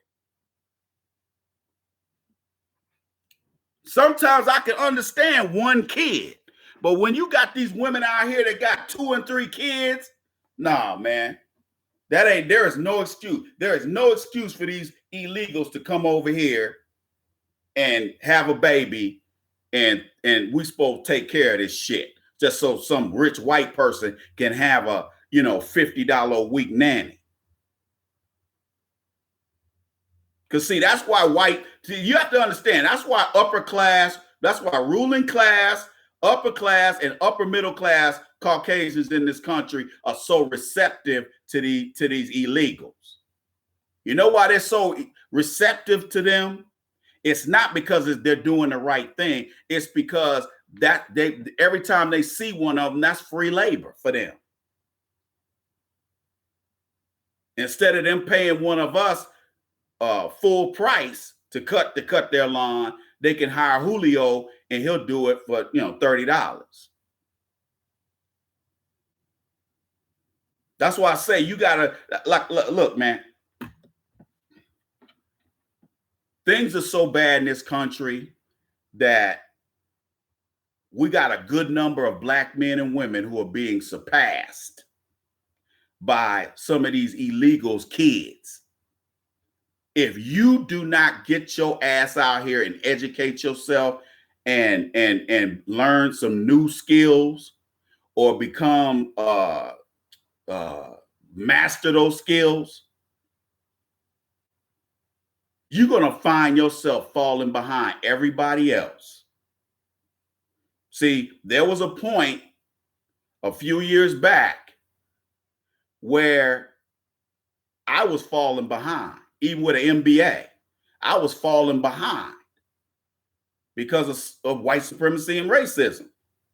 Now, you would think that, somebody highly educated as I was at the time, how am I having problems?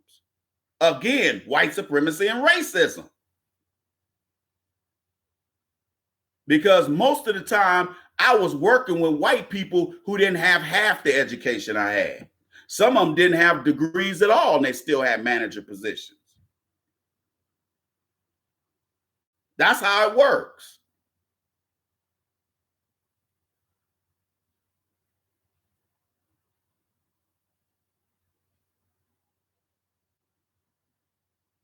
And you know what, Assad Dennis, that's what they get. That's why when you get these fucking illegals complaining about how they get treated, fuck y'all. Fuck y'all. That's what you brought your ass over here. My man Jay McSwain. He had, when I had my other Facebook page, he posted something on my timeline called Permanently Temporary. Go on YouTube and look that up. Permanently Temporary. And basically we talked about all these illegals all around the country who come over here thinking they're going to leapfrog over our asses.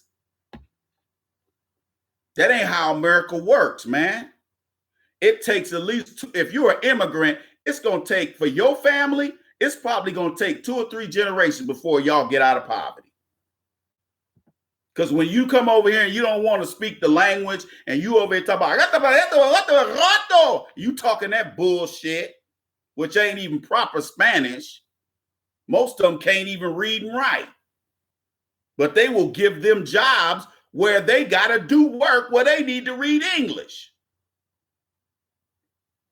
I went over here to a Applebee's. The other 2 times I ate over there, food was great. I go over there and I just, man, that's one of the reasons I don't really like using these apps for these restaurants, because you don't get the same kind of respect, man. So I paid for some food up front on the app, on the Applebee's app. And all the rest of the food was good. But when I got ready to bite into that burger, the motherfucker was pink on the inside. I was mad as a motherfucker. I was mad as hell. I was like, where you get off giving me a raw ass burger? Man, it was damn near raw. Thanks, JJ. Appreciate it, brother.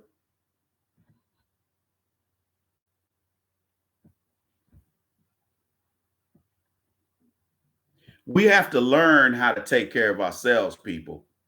And if we don't get around to doing it, man, they're going to wipe us out. I know a lot of brothers be like, oh, man, they ain't going to wipe us out, man. It's too many of us. Well, look at it this way, brother. We've been at the same number of black people in this country for about 20 years. What does that say? Look, let me tell y'all something. Let me let y'all in on some fun facts. One of the reasons why these white supremacists are going batshit in this country, and one of the reasons they're letting these illegals come over here, is because Americans are not having children as a collective. We're not having they were talking about that on the news last week on Sirius XM, Urban View Radio. I listen to Urban View 126. I listen to Joe Madison, and then I listen to my man Godfrey, the comedian Godfrey. I don't listen to Karen Hunt. I don't listen to that bed wench. She another one of them flat black one with a flat ass. And you know what? You know what they say about black women with a flat ass? You can't trust them. She's a Negro bed wench. All she has on her show is a bunch of old fags on a bunch of old gay black men on there. Low. Ain't no such thing. I've seen guys right off the bat, and I said that dude's a homo. Even guys that are married to women, I said that dude's a homo. Their energy said they were a homo. We got to stop worrying about horizontal issues. Horizontal issues don't put any money in black people's pockets. LGBT politics, worrying about these illegals, weren't going to church. That's a horizontal issue. Weren't about religion. Okay, worrying about what's going on in the Middle East.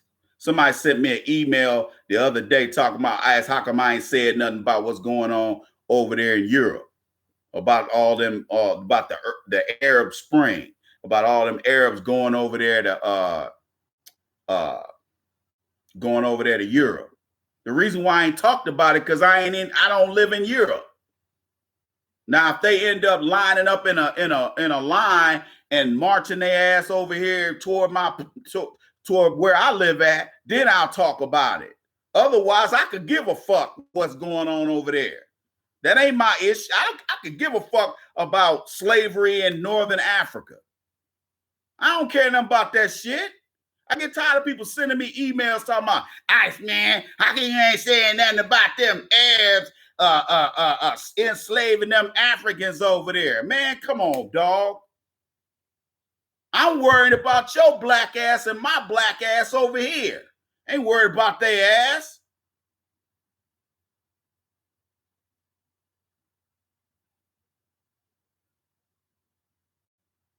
The Bobby Brown video. Oh shoot, man. I think that video is I think I might have kicking that down, bro. That's an old video. Man, that's an old video, bro. That's like 2000. That's like 2012. Man, I'm sure I took it down. I'm sure I took it down because I got a whole bunch of black women sending me messages talking shit. So I took it down. They was like, how can you sitting up here kissing Bobby Brown's ass? He the one killed Whitney. He ain't killed no damn Whitney. Let me tell you something. See, this is a perfect example of betting on the wrong horse. Now, everybody was talking all this shit about Bobby Brown. Bobby's a loser. Oh, he did, Whitney's going, she's going to surpass Bobby after she divorces that. In 2018, Bobby Brown is worth $3 million. Whitney Houston is taking a dirt nap.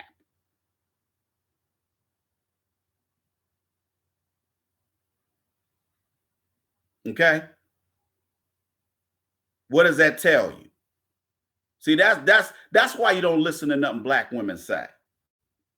Because I knew Bobby was going to be all right.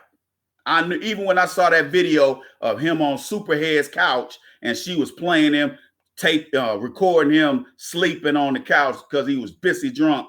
That was not cool, man. When Superhead did that, I was like, that wasn't cool, man. Not cool.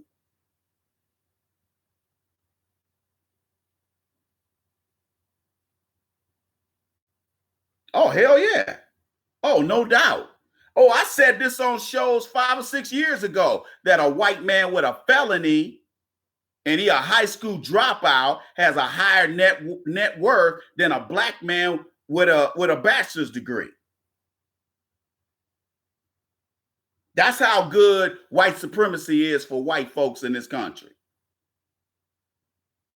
You got white dudes out here ain't finished high school and they multimillionaires because it ain't got shit to do with degrees. A lot of people got offended when I was going to school, when I was working on that last when I was working on my MSW degree, my last master's degree. A lot of cats was beating me up, talking about, oh man, hey Ice, you always talking about bachelor degrees and all this shit, and you always talking that degree shit. Dude, the only reason I even mentioned talking about school was because I was in school, you idiot. I ain't gonna sit up here and dumb myself down for you. You need to take your ass to school somewhere and learn a goddamn trade. I've been telling brothers for the past 5 years, if you want to get a job right like that, go to one of these schools and learn heavy equipment operating. Learn how to do that shit.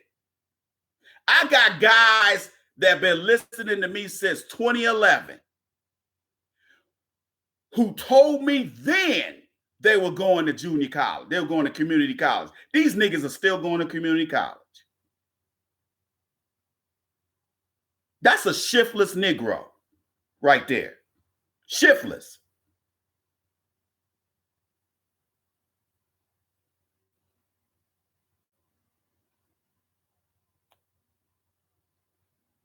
Okay? You've been in community college for 5, 6, 7 years? Come on, bruh.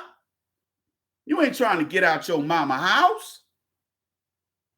And I wouldn't even, and see, that's how you know these guys ain't living with their daddies, because you know your daddy be done told you, look here, boy, look here.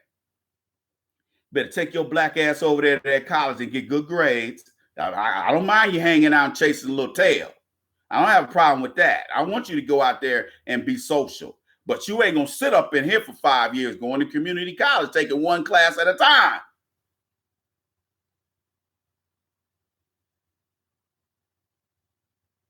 Yeah, brother. Yeah. STEM, science, technology, engineering, and math, you can't go wrong. I don't know anybody that got a math degree, engineering degree, or science degree that's out of work. Now, if you don't want to go to college, you don't have to. Look, man, it's just like a couple of brothers. I think Asad Dennis said this a while back. Me and him were talking on the comment section of one of the videos I posted, and he said something that really got my attention. He said, "Man, Ice, there is no excuse for these young cats to be sitting up here talking about they ain't got nothing. There is no excuse. You don't have to go to traditional college and university no more. You can go to the library. Hell, you can go on YouTube and learn how to fix an air conditioner. You can go online and learn how to put a transmission in your truck or your car. There is no excuse for anybody to be an idiot. There's no excuse for you to not be educated. Educated don't mean college degree. Educated mean you took the time to master something. You don't have to go to no damn college or go to college just to learn enough so you can do your own thing. Because at the end of the day, what you should be doing is setting yourself up to do your own thing. Fuck all that work for somebody else shit so you get called a nigger at the job. Get off the bullshit, man. Black people use a lot of excuses for why we are in the condition we're in. There is no excuse for anybody to sit here talking about they can't get educated with the internet out here. You can go to the library and use their Wi-Fi and get on your own computer. You can go to Walmart and get a $150 computer. Now, it's going to be a piece of shit, but it's still a computer. It's better than you not having nothing. You get a mouse like this. Now, this is a Wi-Fi mouse. This is a little more expensive. This is about $30 or $40, but mainly because it got Microsoft's name on it. You get a Wi-Fi mouse for $15. There ain't no excuse, man. We ain't got to look. Let me tell you something. We have no excuse. Just like we don't have any excuse for letting these other groups shit on us. They take their cues from us. They punk us out. They say, oh, we can shoot their kids and shoot their women. We can body slam their women in Waffle House that had their titties bouncing all out and shit. That sister's ass was all out. Titties was all out. Titties just all out. They do that because they know they can get away with it. I ain't no big fan of Waffle House anyway. I think their food is greasy as hell and it ain't that good. I've had better house food that tastes better than that Waffle House shit. There used to be this Waffle House that was down the street from my house when I lived in Austin, Texas, that I used to go to sometime. They were all right. They wasn't, I ain't never been in a Waffle House that was just banging. But that guy that shot up my frat brother, that James Shaw Jr., the brother that disarmed that clown, you got to understand something. That guy was part of a terror cell. A lot of people don't understand. They be like, well, where he was by himself. No, that's the plan, bruh. And then the police talk about they couldn't find his ass. He over there in them woods. Nah, man. Law enforcement knows everything these guys are doing because they go to Nigger Head Ranch and they go out there and they shoot their guns. They drink beer. They say nigger, nigger, nigger, nigger, nigger, nigger, nigger. Okay?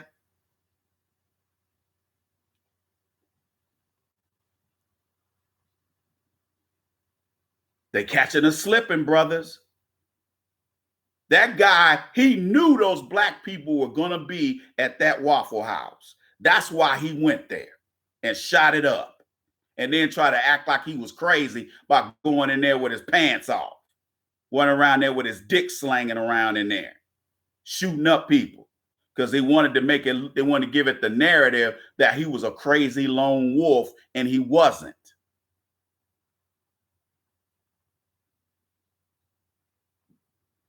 We have to start protecting ourselves, brothers. I'm not saying we all got to go out and get guns tomorrow. What I'm saying is we got to be on code. And I know a lot of brothers get tired of Tariq saying this, other black men and women saying this on YouTube. I'm saying it. We need to get on code.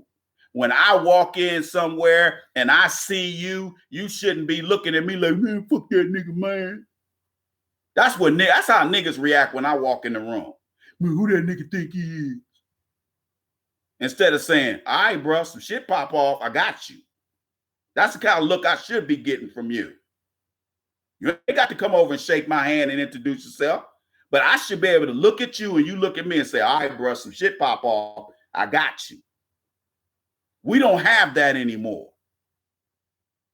We don't have that. See, when I was growing up, you had to keep your eye on white people. If white people were driving through the hood for no reason, that put us on alert. If you guys get a chance, I want you to look at, if you got the Paramount channel, Paramount Network, I want you to look at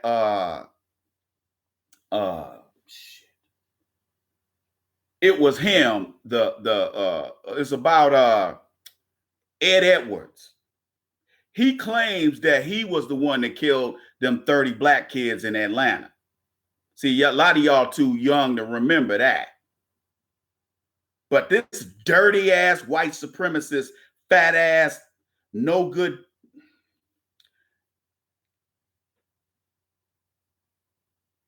It was known that he had a police officer uniform. And he was luring them black kids into the woods, and he was sodomizing them and then killing them. Did y'all know that a black woman was found hanging in Atlanta either last week or the week before that?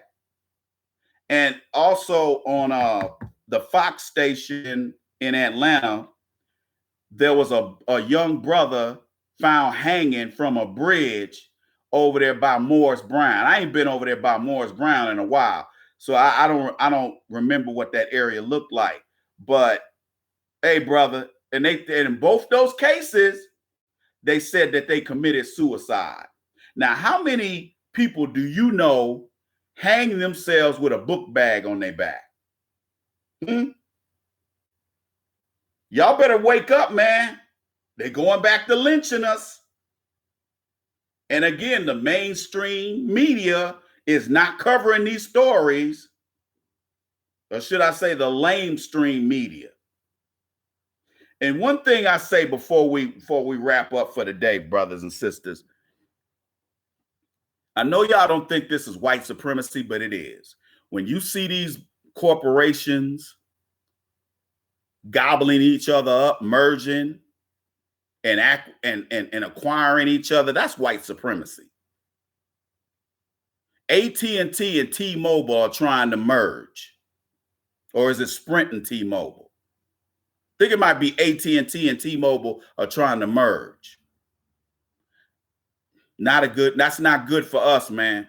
Not good. That's not good. You notice we were paying a lot less money when there were 5 or 6 cell phone companies out here. Now what we got, 5, 6?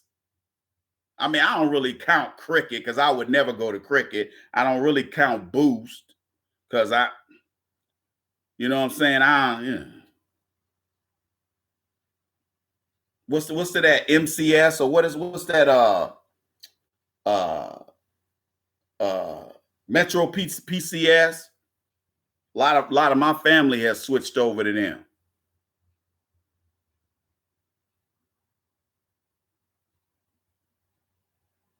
Y'all better pay attention. These mergers are not to provide more competition. These mergers are designed to get rid of workers here's what they do when companies acquire each other or merge. They get rid of all of the employees they don't want. Then they start shipping, if they do manufacturing, they start shipping shit overseas. I get tired of calling PayPal after hours and I get the Philippines or India. And I tell them straight up, I say, hey, man, hey, bounce me back to America. I don't want to talk to you because they'll screw you over. I've had situations that, with money, with PayPal, and I've called and talked to somebody in the Philippines and they fucked me over. They was talking shit. I said, oh, hell no. Next day I called in the morning and got a white dude at PayPal over here in California. And they was like, oh, I'm sorry, sir. Unfortunately, we have nothing, we can't do anything about that. But I'm going to make it right.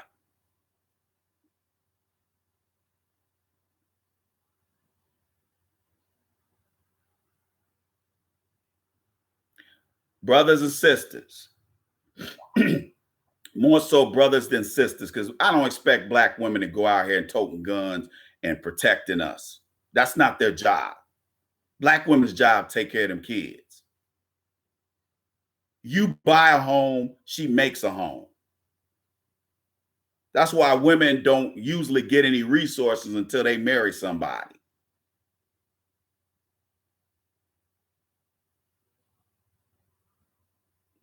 A man gives women shit.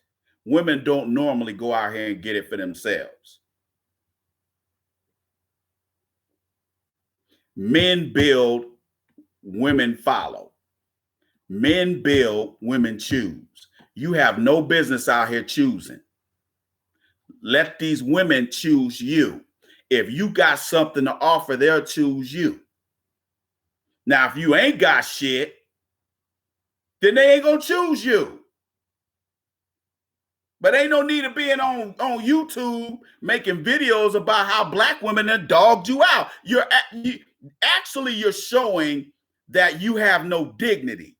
Because if look, man, I'm not gonna get on YouTube and tell people all my business. I talk about general issues, not specific issues. Some I do. Like, I'm a vet. Everybody knows I'm a veteran. But that's what I told you I was. I don't have a problem with you knowing I'm a veteran. But I'm not going to get on here and whine about women. I might talk about certain issues with dating, but you will never just see me gratuitously just sit here in front of the camera talking about women. Because it ain't that serious, dog. I got other shit to do. I got books to write. I got books to write. This is my first book, The Game of Life According to the Iceman, Volume 1. I got books to write. I got books to write so I can educate y'all. I ain't got time to be sitting up here whining about broads. I could care less about these buckethead broads.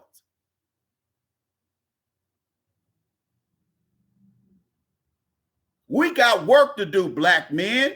And whether you're white collar or blue collar, we all got something to do. We all have something to do. I get tired of black men and women talking about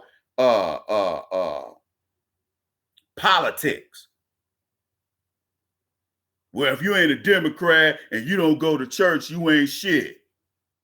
Or if you a Republican, you aligning yourself with the racists. Let me tell you something. Whether you're a Democrat or a Republican, you're aligning yourself with people who don't give a fuck about us on both sides. Look at my hands. Look at my arms. Here's my left hand. Here's my right hand. Here's the Democrats. Here's the Republicans. Now, where are my arms connected? Huh? They're connected to the same body. So whether I'm a Republican or a Democratic politician, I'm still connected to a corrupt body. Y'all get where I'm going with this? So get off the politics. You ain't got to vote. Fuck them black folks talking about, oh man, yeah, you don't vote. Man, our people died so you can vote. Yeah, them niggas was stupid too. Voting ain't gonna get black people out of the condition they're in. Whether you vote Democrat or Republican, because the Democrats are gonna talk that shit. They're gonna say, oh, well, y'all can't get reparations. We need a Democratic majority in both sides of Congress. That's what Maxine Waters, no good ass, said about a month or two, 3 or 4 months ago. When a brother stood up and said, well, what you gonna do about reparations? And that's what her sorry ass said. Well, yeah, I could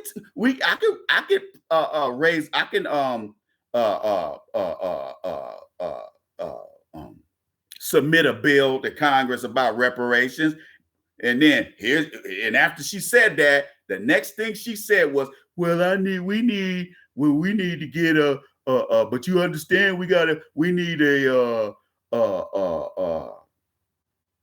a Democratic majority. Do you know how old you may be before that happens? Huh? That's like you got all these fools running around. You got all these folks in the black media like Reverend Al Sharpton and Jesse Jackson. They up here talking about, oh, well, we could just get a Democratic majority. Bill Clinton had a Democratic majority. Are we better off now, black people? Stop listening to that MSNBC, CNN bullshit.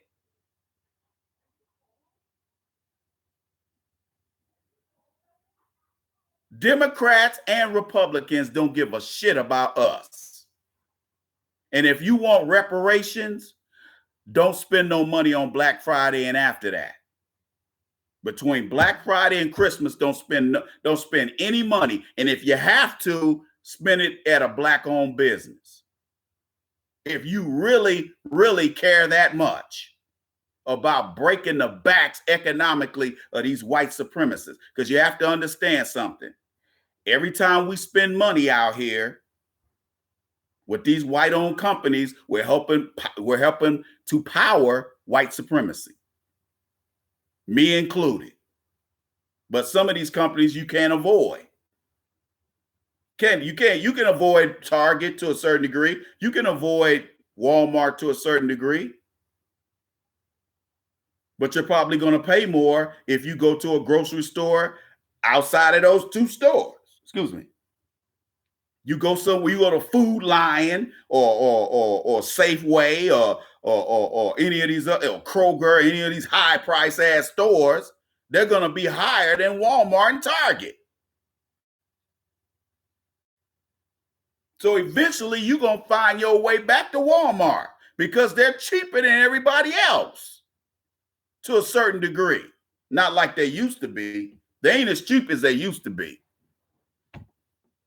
Now you can get a cheap ass TV. You get a Samsung TV at Walmart for cheap as hell.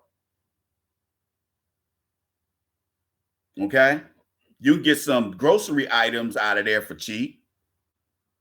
But everything ain't cheap at Walmart, just like everything ain't cheap at Target. Because there's some high price shit up in Walmart if you really pay attention. See, I used to be a store manager. So there's stuff that don't get past me. But to the average consumer, they don't know any better.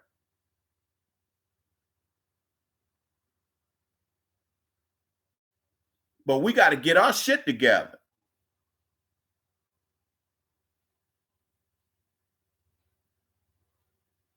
If you want to break the backs of white supremacy, don't spend no money after Christmas. Because you don't have to anyway. And nobody said, well, my nieces and nephews ain't going to like me. Fuck them. They don't like you anyway. Look, man, people buy Christmas gifts because they ass kissing. That's ass kissing. My ex-wife used to go out here buying all these Christmas gifts for all these punk ass cousins, and then they didn't buy shit for her ass. Then the next year, she didn't buy nothing for them. Man, I ain't got time for that petty ass shit. There ain't no personal significance for Christmas and Thanksgiving anyway. Why you celebrating that shit? I'm not saying you shouldn't enjoy a day off or a week off or 2 weeks off. What I'm saying is, why are you doing things just because it's the 4th of July? Why are you purposely doing things just because it's Thanksgiving and Christmas? That's what I mean.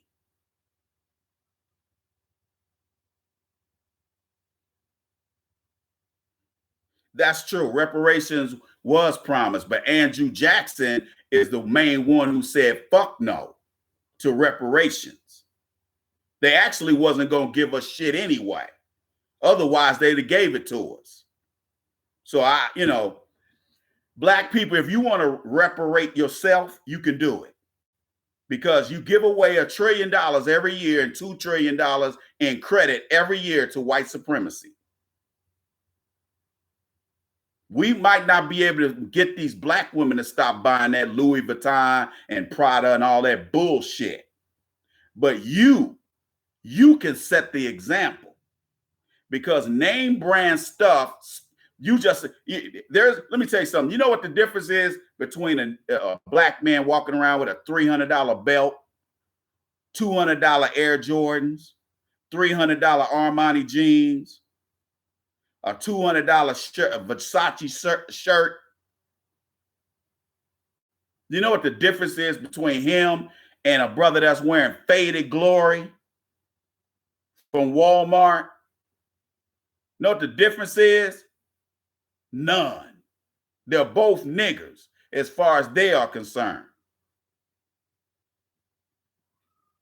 They're both niggers. Look at Google.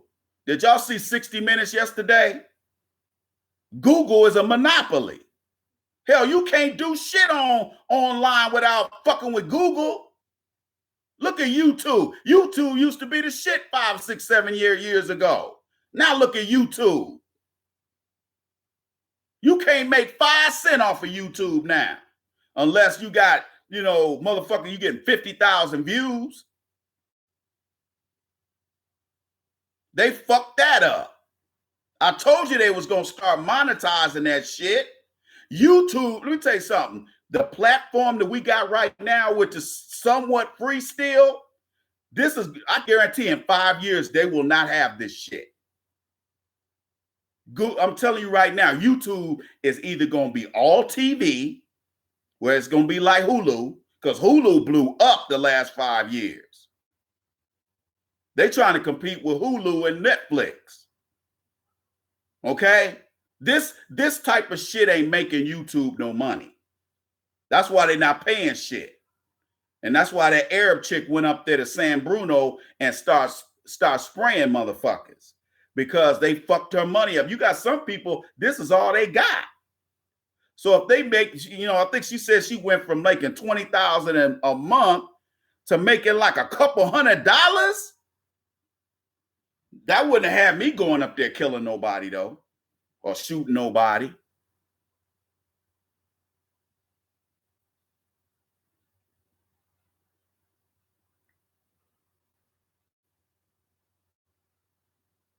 They have turned YouTube into bullshit. Somebody was telling me, man, go check out Black Junction TV. Let me tell you something. If Black Junction TV is anything like that shit Sergeant Willie P had up, what was the name of that shit? What was the name of that platform that Sergeant Willie P had on there?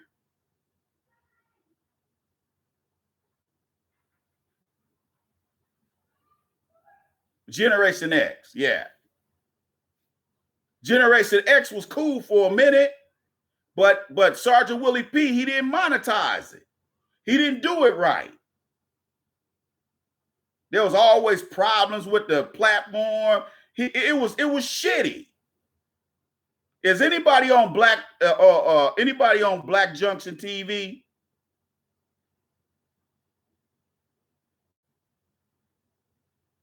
Oh, Dreadson. Oh, okay. A whole bunch of people told me that it was owned by Sergeant Willie Pete because he had a whole bunch of videos on there. That's why I thought it was. I thought he owned it. But that guy didn't do it right, man. He didn't monetize it. If you go sit up there and see, that's what we got to do, black folks. If we go ahead and we set up something like that, first of all, you got to have a whole lot of servers. You got to have a lot of servers. And Google has a lot of servers.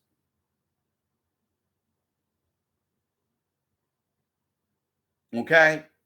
The problem with black-owned platforms, first of all, it's not operated right. But outside of that, black folks have a habit of saying, that ain't as good as Gen X. It wasn't as good as YouTube. I tried to, as a matter of fact, for a minute, if y'all remember, I used to post a lot of my videos that I couldn't post on YouTube on Gen X because, wasn't no censorship. But YouTube, if you just say one curse word, they'll demonetize your video. They're full of shit. They don't want you to make no money, yet you up here doing all this hard ass fucking work, and then they go sit up there and post some ads and get free advertising off of you for 5 cents a minute, 5 cents a view. What kind of shit is that? But some of these people, they serious about this YouTube shit. Okay? They serious. This is their income. This is how they make money. I don't never want to put myself in a position where I got to depend on YouTube. That's why a lot of times I don't even know I got money in my account until I check it. Until maybe it's something, I get an email or something, then I go check it. And they on there playing games, trying to keep them giving a nigga his money. I'm telling you, Google is so full of shit. Don't tell me that LeBron or any of or Magic Johnson or any of these guys can go out and spend a couple $100,000 on some servers and set up some shit for us. If I had the money, I'd do it. But I ain't got that kind of paper, as you already know. That's why I say we need to hold these black multimillionaires like Magic Johnson and billionaires like Oprah and all these other old sellout niggas. We need to make them accountable. Not just by talking shit about them, but we need to make them accountable. Because they have the income to go out here and build something for us instead of acting like highly paid coons.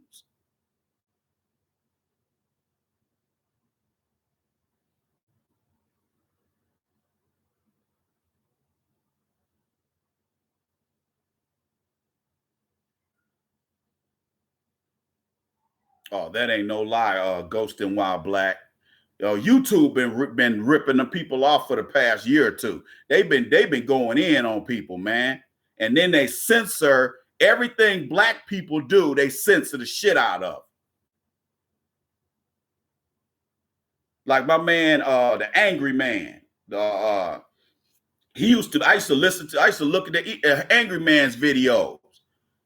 They bounced his ass out of here. Because after a while, you can't. It's hard to do YouTube on a regular basis. That's why I'm not on here every week.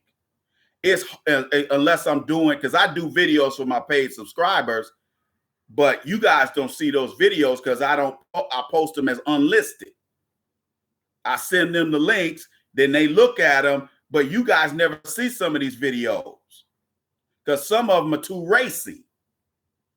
Some of these videos, I'm going 100% all the way in. And I can't do that on general posted videos because somebody's going to flag them. Because there's a lot of white supremacists and there's a lot of Negro bedwenches and female coons on here that can't wait for me to post some shit they don't like before they flag one of my videos. Hell, they got Tariq, I think the Tariq Elite channel, they got his ass. Them Negro bedwitches came after his ass. That's the kind of shit they do. That's why I'm not on YouTube, on a regular basis, because there's too many bitch ass niggas on here. There's too many lying ass, dishonest, disingenuous black men on here. These niggas are not here to learn anything. That's why I don't give a fuck about having 100,000 subscribers. At the high point, I had about 6,000 or 7,000 subscribers. That was probably like 5 or 6 years ago. After I start telling the truth about a lot of shit, them niggas start unsubbing like it was 90 going east. Because young black men cannot deal with me telling them the truth.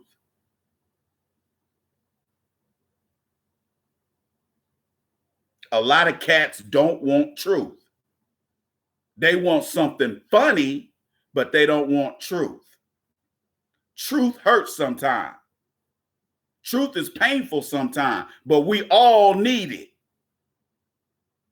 The way I'm talking to you is how my parents talked to me.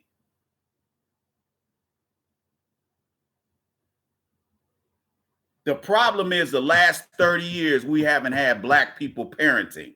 We've had black people raise their children like they're pets. Give them food, give them a little food, give them a little water, put their dish out, put their food dish out, give them 4 walls and a ceiling and a front door, and that's all you need. Pat them on the head, and that's all they need. They don't need any interaction. They don't need any nurturing. All they need is stick a bowl of cereal in front of them and park them in front of the TV and have them watch Disney movies all day. You know what? I've dated black women. This is before we roll. I've dated black women who will sit there and fuck me all day in the back room and park their kids out here in the living room watching old ass fucking Disney movies like Aladdin.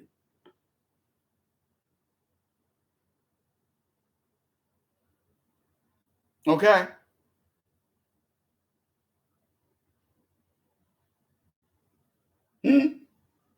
Have y'all ever experienced that?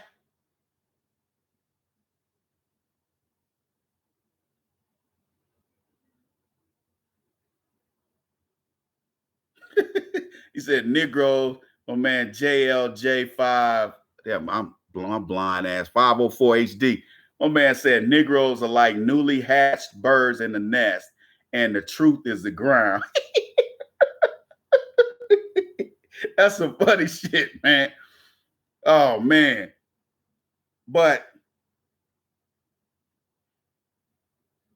there ain't no parenting going on.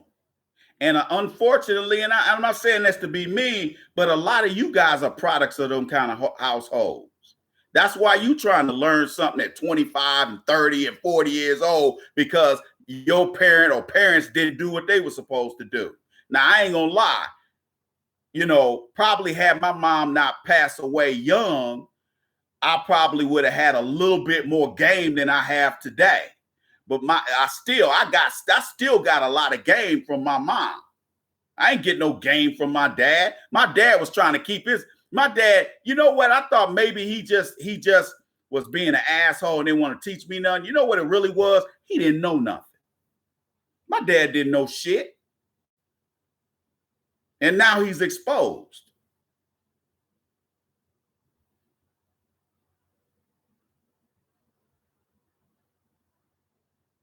He said black women ain't shit. Hey man, I ain't gonna lie. I ran through a few hood rats back in the day. I ain't gonna front.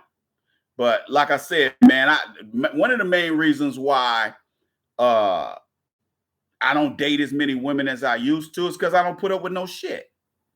I don't put up with no shit.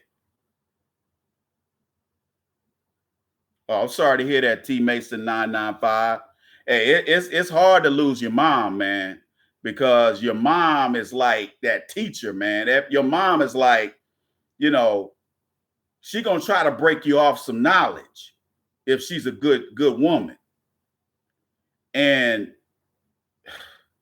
hey, man, it created a serious vacuum when my mom passed away. So I'll be honest with you, it's rough, man. My mom had passed away in '92, and it's been rough, man, real rough. But the reason why I'm where I am today is because my mom prepared me for that. But I'm gonna tell you something, brothers and sisters, in closing. It's gonna take us at least 2 generations to get all this bastard baby making and all of this ignorant shit these black women are doing. It's gonna take 2 generations to get us back on track, man.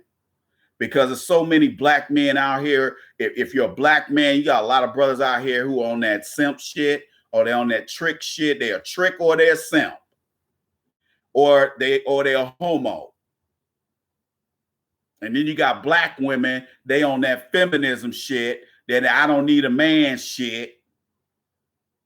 And then they get 50 and get my age in their mid 50s, and now they need a man. But don't know what man want their ass, because men can smell disgruntled behavior and evilness on these women's fucking coming out their pores. These men ain't stupid. That's why when I meet these black women that want to be out here Negro bed wenching, a lot of them will slip up and tell you, oh yeah, I used to be married to a white guy. I'd be like, I get rid of him, because I'm not fucking with no Negro bed wench, not on no regular basis.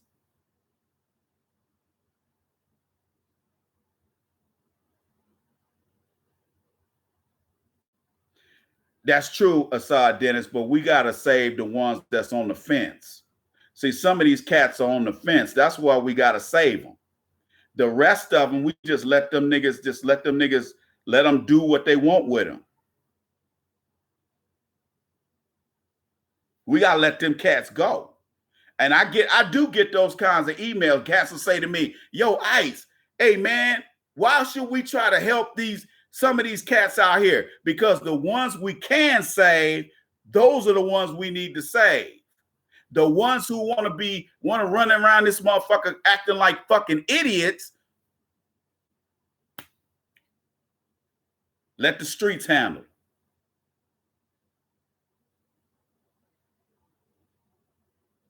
Let the streets have them.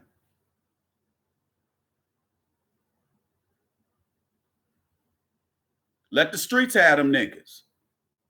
Okay? Because you have to understand there's always good and bad people, no matter where you go around the world. Some people got to get left behind. I'm not trying to carry nobody that can't at least at least give me some help carrying their ass. I got a relative, an old ass 60-year-old relative. This nigga sitting around hitting the pipe and shit, drinking a bottle of fucking Hennessy every night, drinking 20, 30 beers every fucking night. I ain't got no respect for that nigga. This nigga be calling me high on crack. I said, hey man, don't you call me again high on crack. I told him this shit about a month ago. I said, nigga, don't you ever call me high on crack again. Slurring your words, talking crazy. Don't do that shit again. He did it one more time, and I shitted on his ass. Okay? I don't tolerate that shit, man. You ain't gonna keep doing shit, and I done warned you already not to do it. But there's so many sorry ass black people out here. And a lot of them are in my family. There's something, a big event is going down this summer with one side of my family. And I don't even know if I want to go, man. Because it's going to be so many stupid ass niggas up in there that I don't want to see. There's going to be so many niggas up in there I don't want to see, man. You know what I'm saying? I don't want to see them niggas. But I respect the relative that we're having this for. And I know I probably won't see a lot of other people unless I go to this event. So that's one of the reasons why I'm leaning toward going. Otherwise, I wouldn't even go because I don't want to see them niggas. Because they act like stupid ass niggas. Hey, y'all, go to AskTheIceman.com for information on the Iceman Show podcast. You can sign up to subscribe to the show. You can get life coaching. If you got a business, you can check me out over there. Oh, man. Hey, look here, man. I'm just telling the truth about my family, homie. I'm just telling the truth. You know, it ain't negative. It's just, it is what it is. I'm not ashamed of them. I just don't tolerate their behavior. But I think all of us got these kinds of folks in our family. We got to deal with them. I don't, look, let me say this before I go. We got to stop coddling hood niggas. We got to, when white folks, especially middle class and up white folks, do they hang around their hood rat family members? Do they hang around their trailer trash family members? No. They don't have nothing to do with them. They don't have anything to do with their poor or broke ass family. And there's a reason for that. We, on the other hand, embrace hood culture. And we can be college educated and we still hood. We still hang around hood niggas. And then when we get shot the fuck up, hanging around with the hood nigga that we grew up with, everybody like, well, damn, you know, T-Dog didn't deserve to go out like that. Well, T-Dog should have been hanging around with his boy that's in the dope gang.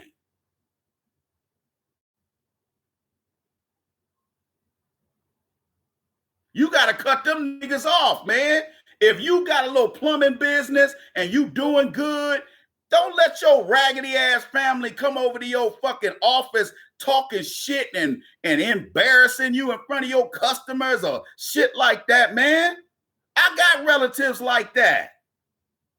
Them niggas will come to your job and show out. We have to stop doing that.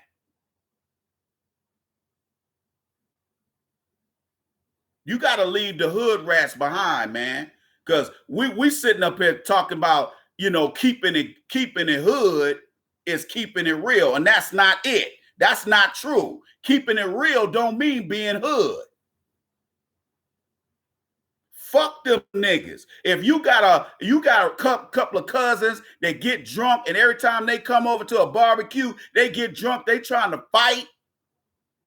I got relatives. Let me tell you. Let me tell y'all something real quick. I got relatives on both sides of my family. Some of them ain't necessarily hood rats, but some of these niggas can't handle alcohol. I know there is people in my family who will get drunk. They'll have 3 or 4 beers, and after them 3 or 4 beers, next thing you know, this nigga's beating his old lady's ass in front of everybody. That's what kind of family I got on both sides of my family. Not a whole lot of them, but I do have some that do that. Or they'll get in a fight with another cousin. That kind of shit.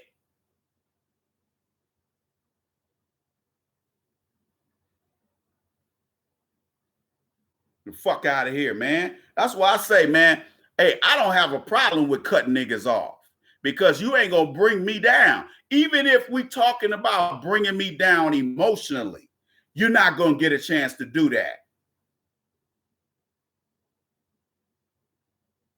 So them niggas don't call me no more because they know I ain't gonna talk to them. They know, hey, look here, my cousin that let that old white bitch slap him, I don't talk to him.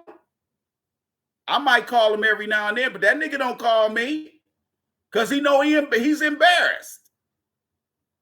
And not just that he's embarrassed, I know he ain't shit. He can't get a bitch. He can't keep a bitch around because he's a weak ass dude. And I told him he was weak with his bitch ass. Don't let somebody slap me and tell me, hey, I'll leave you and your son here. And you ain't gonna never catch me slipping like that, homie. Where a bitch will say she gonna leave me somewhere 300 miles from home. It won't happen. Because even if she were to pull that shit, I got money in my account that I could fly my ass back home or take the bus home, take the Greyhound home, or take a Uber home or a Lyft. Now, I don't have Lyft. I got Uber, but I don't have Lyft. But Uber has served me well because Uber is way cheaper than the taxis. I ain't finna get caught up with that kind of shit. My mom used to tell me all the time, boy, don't you ever go out and let no woman have you catch you slipping like that.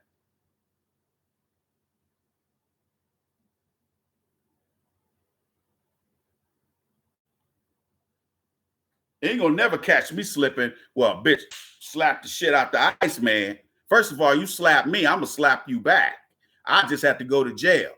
But if we slapped each other, then they ain't gonna take us both to jail. But they just gonna be like, hey, don't let that shit happen again. But that nigga let a old white bitch. I ain't gonna let no black woman slap me. But that nigga let a white bitch slap him. That show you right there. That bitch must have really been frustrated with his ass. Because white women use. That's why I tell brothers, if you get with a white woman and push her far enough, she'll slap your ass. She'll put her hands on you. Normally, they're pretty non-confrontational. White girls are sneaky. They'll go, well, I'll fuck his friends. That's the kind of shit they do.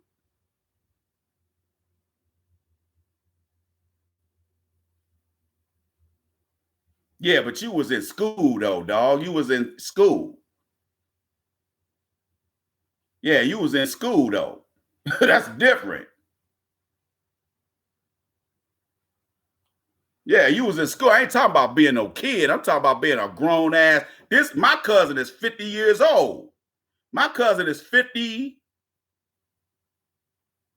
He's 56. And he letting a bitch slap him. You talking about being a 13-year-old kid. This nigga a grown ass man and he getting slapped by a bitch.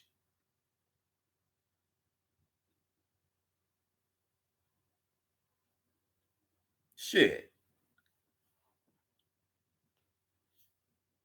I'm gonna tell you right now, if I was a kid in these high schools with all the stuff that's happening today with these kids getting shot, I don't know how I would have handled that if I was in high school. I probably would have freaked out because that ain't something that happens every day. You know, y'all see what I'm saying? That ain't something that happens every day. So, you know, you don't expect nobody to shoot up no school when you go to school. Shit. You know what I'm saying? So I don't, you know, but hey, man, we got to do a better job, brothers. You know, these black women ain't gonna, we can't get them to do nothing unless we do something. It's on us. Now, you're one person, but you can make a difference out here because they're scared of black men who stand up straight, they hold their chin up, walk around with confidence, and they got a pocket full of money. They don't like black men like that, brother, especially if you ain't sniffing around the white booty. See, I don't do that. I don't go walk up in a place and sniff for no white booty. I don't do that. And they don't like it. But I don't give a fuck.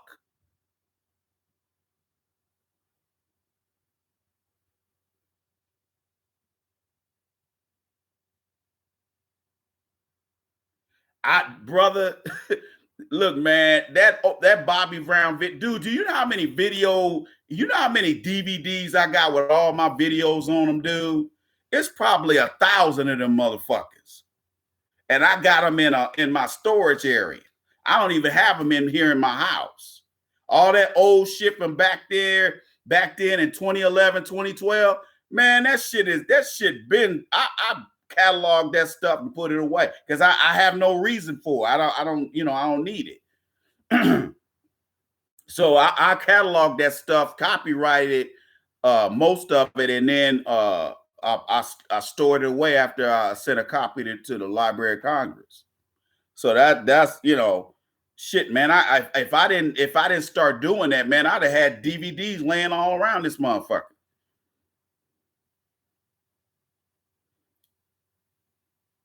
But we got to do a better job, brothers. Okay, we got to do a better job. All right. Go to asktheiceman.com for information on the Iceman Show podcast. We're gonna try to do this at least a couple of times a week, people. Let's get it popping. Let's get it popping, man. Let's get it together, man. Hey, we it's gonna be Black Friday coming up in a few months. We're gonna have to be prepared because we're gonna have to boycott. We're not giving them no money. We're tired of giving these white supremacists our money, man. If you look, I'm tired. If you ain't tired, okay, I can't do nothing for you, bro. I can't do nothing for you if you ain't tired too. I'm tired. I'm tired of feeding white supremacy money. That's why they're so cocky, because they know they can get our money without them giving us anything in return, even jobs. You got black folks out here supporting corporations who won't even hire us. You don't shop or you don't buy where you're not hired. Amazon, let me say this before we go. Amazon is the new Walmart. Did y'all know that? Amazon don't pay shit. How many of y'all work for Amazon? Amazon is the new Walmart. See, this is what happens when these white folks start getting cocky. Amazon done got cocky. I know somebody with a bachelor's degree and 20 years experience. And this guy applied for a manager job. Do you know how much they offered him? $45,000 a year. I won't get out. Look here, man. I only, you know what? 45,000 a year. Let me see something. Let me see here. 45,000 a year ain't enough to wipe my ass. Amazon is the new Walmart now. Watch their asses. Because I'm going to tell you right now, Amazon sells a lot of raggedy ass Chinese made shit though. I bought a camera that you're supposed to put, that you can put on your dash. It's a dash cam camera. Some old Chinese made shit. Man, that shit, it works, but it's just, you know what I'm saying? It's some of that shit that Amazon sells garbage. Amazon, there was an article online, Yahoo Finance, last week. Look for it. There's an article online that said Amazon employees, most of them are on welfare. That sound familiar? Huh? Does that sound familiar? Do you know Amazon is paying like $10, $11 an hour to start? Did y'all know that? They ain't paying shit. But yet they're a $400 billion company. Hell, their stock is $1,500. Just 5 or 6 years ago, their stock was only $200. Now it's $1,500. But they're gonna find out the hard way, just like Walmart did. You ain't the only game in town. Because let me tell you something. Walmart been closing stores. Walmart has been losing money over the last few years.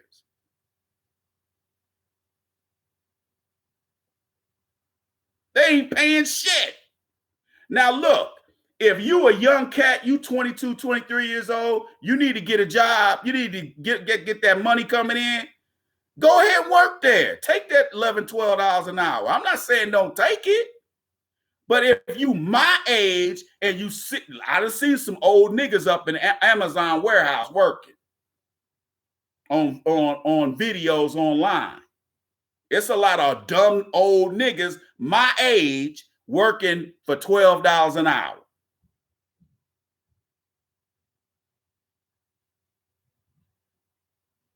Yeah, but $15 an hour in Brooklyn is like $6 an hour in Brooklyn. You can't live off $15 an hour in Brooklyn, even full time.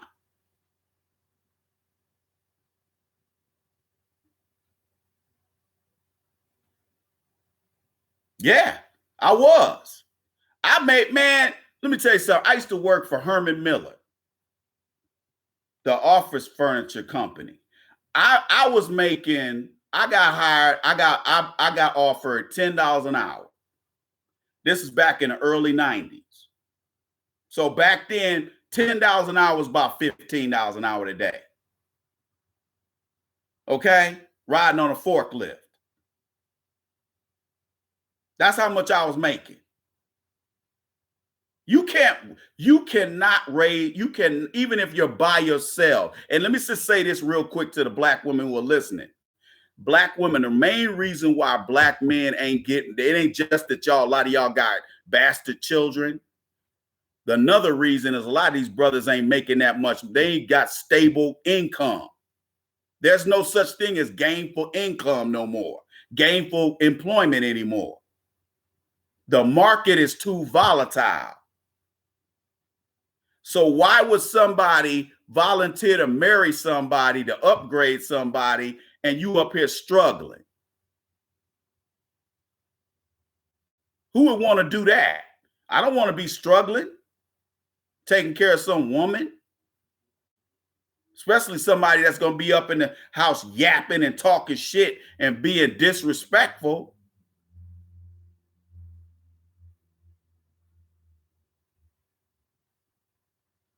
Yeah, that's true.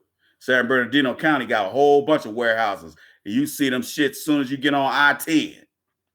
You hit I-15 going up to Vegas. And by the way, man, what is the brothers, the Cali brothers, what is up with the dusty ass black women in Cali, man? Man, I stopped in Victorville last time I was out there in Cali. I stopped at a Walmart in Victorville. Woo, them sisters were dusty. They was crispy. Oh, they were so crispy. It seemed like every black woman I saw had a fucked up weave or fucked up braids, and they were just crispy. Even down in LA, the sisters is just dusty. It wasn't like that back in the 80s, man. Sisters wasn't dusty like that.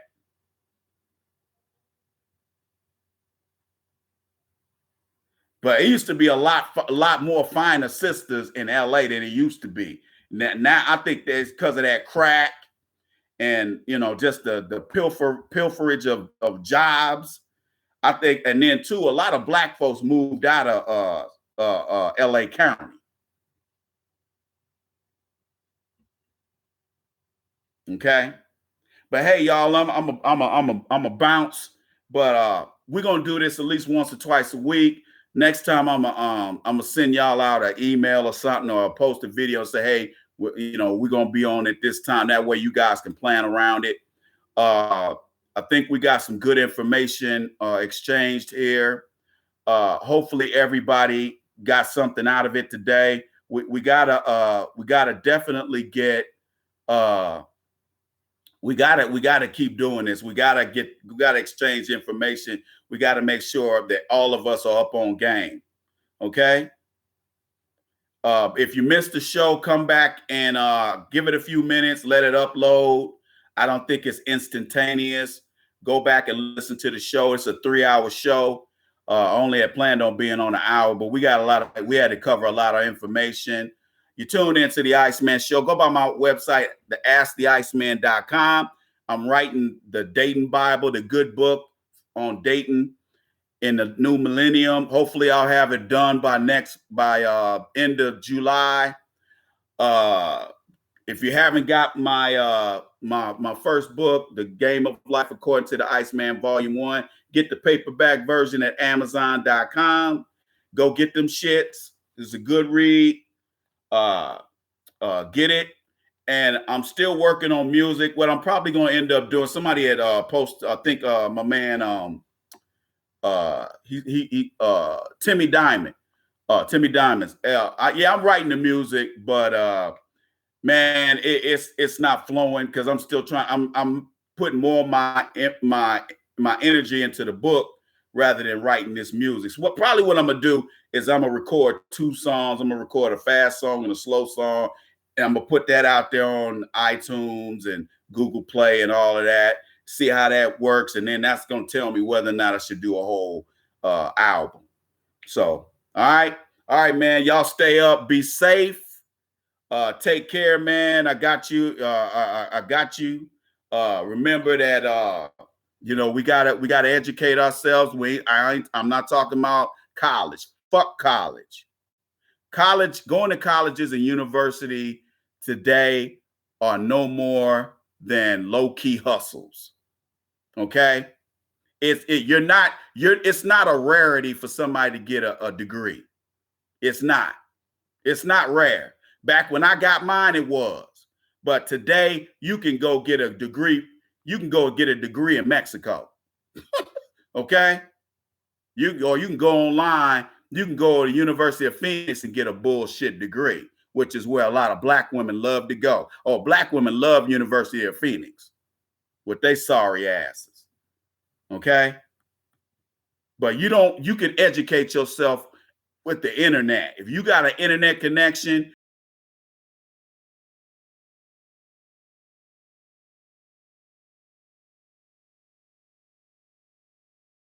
tune into the Iceman Show. I'm your host, the Iceman. Holla at your boy.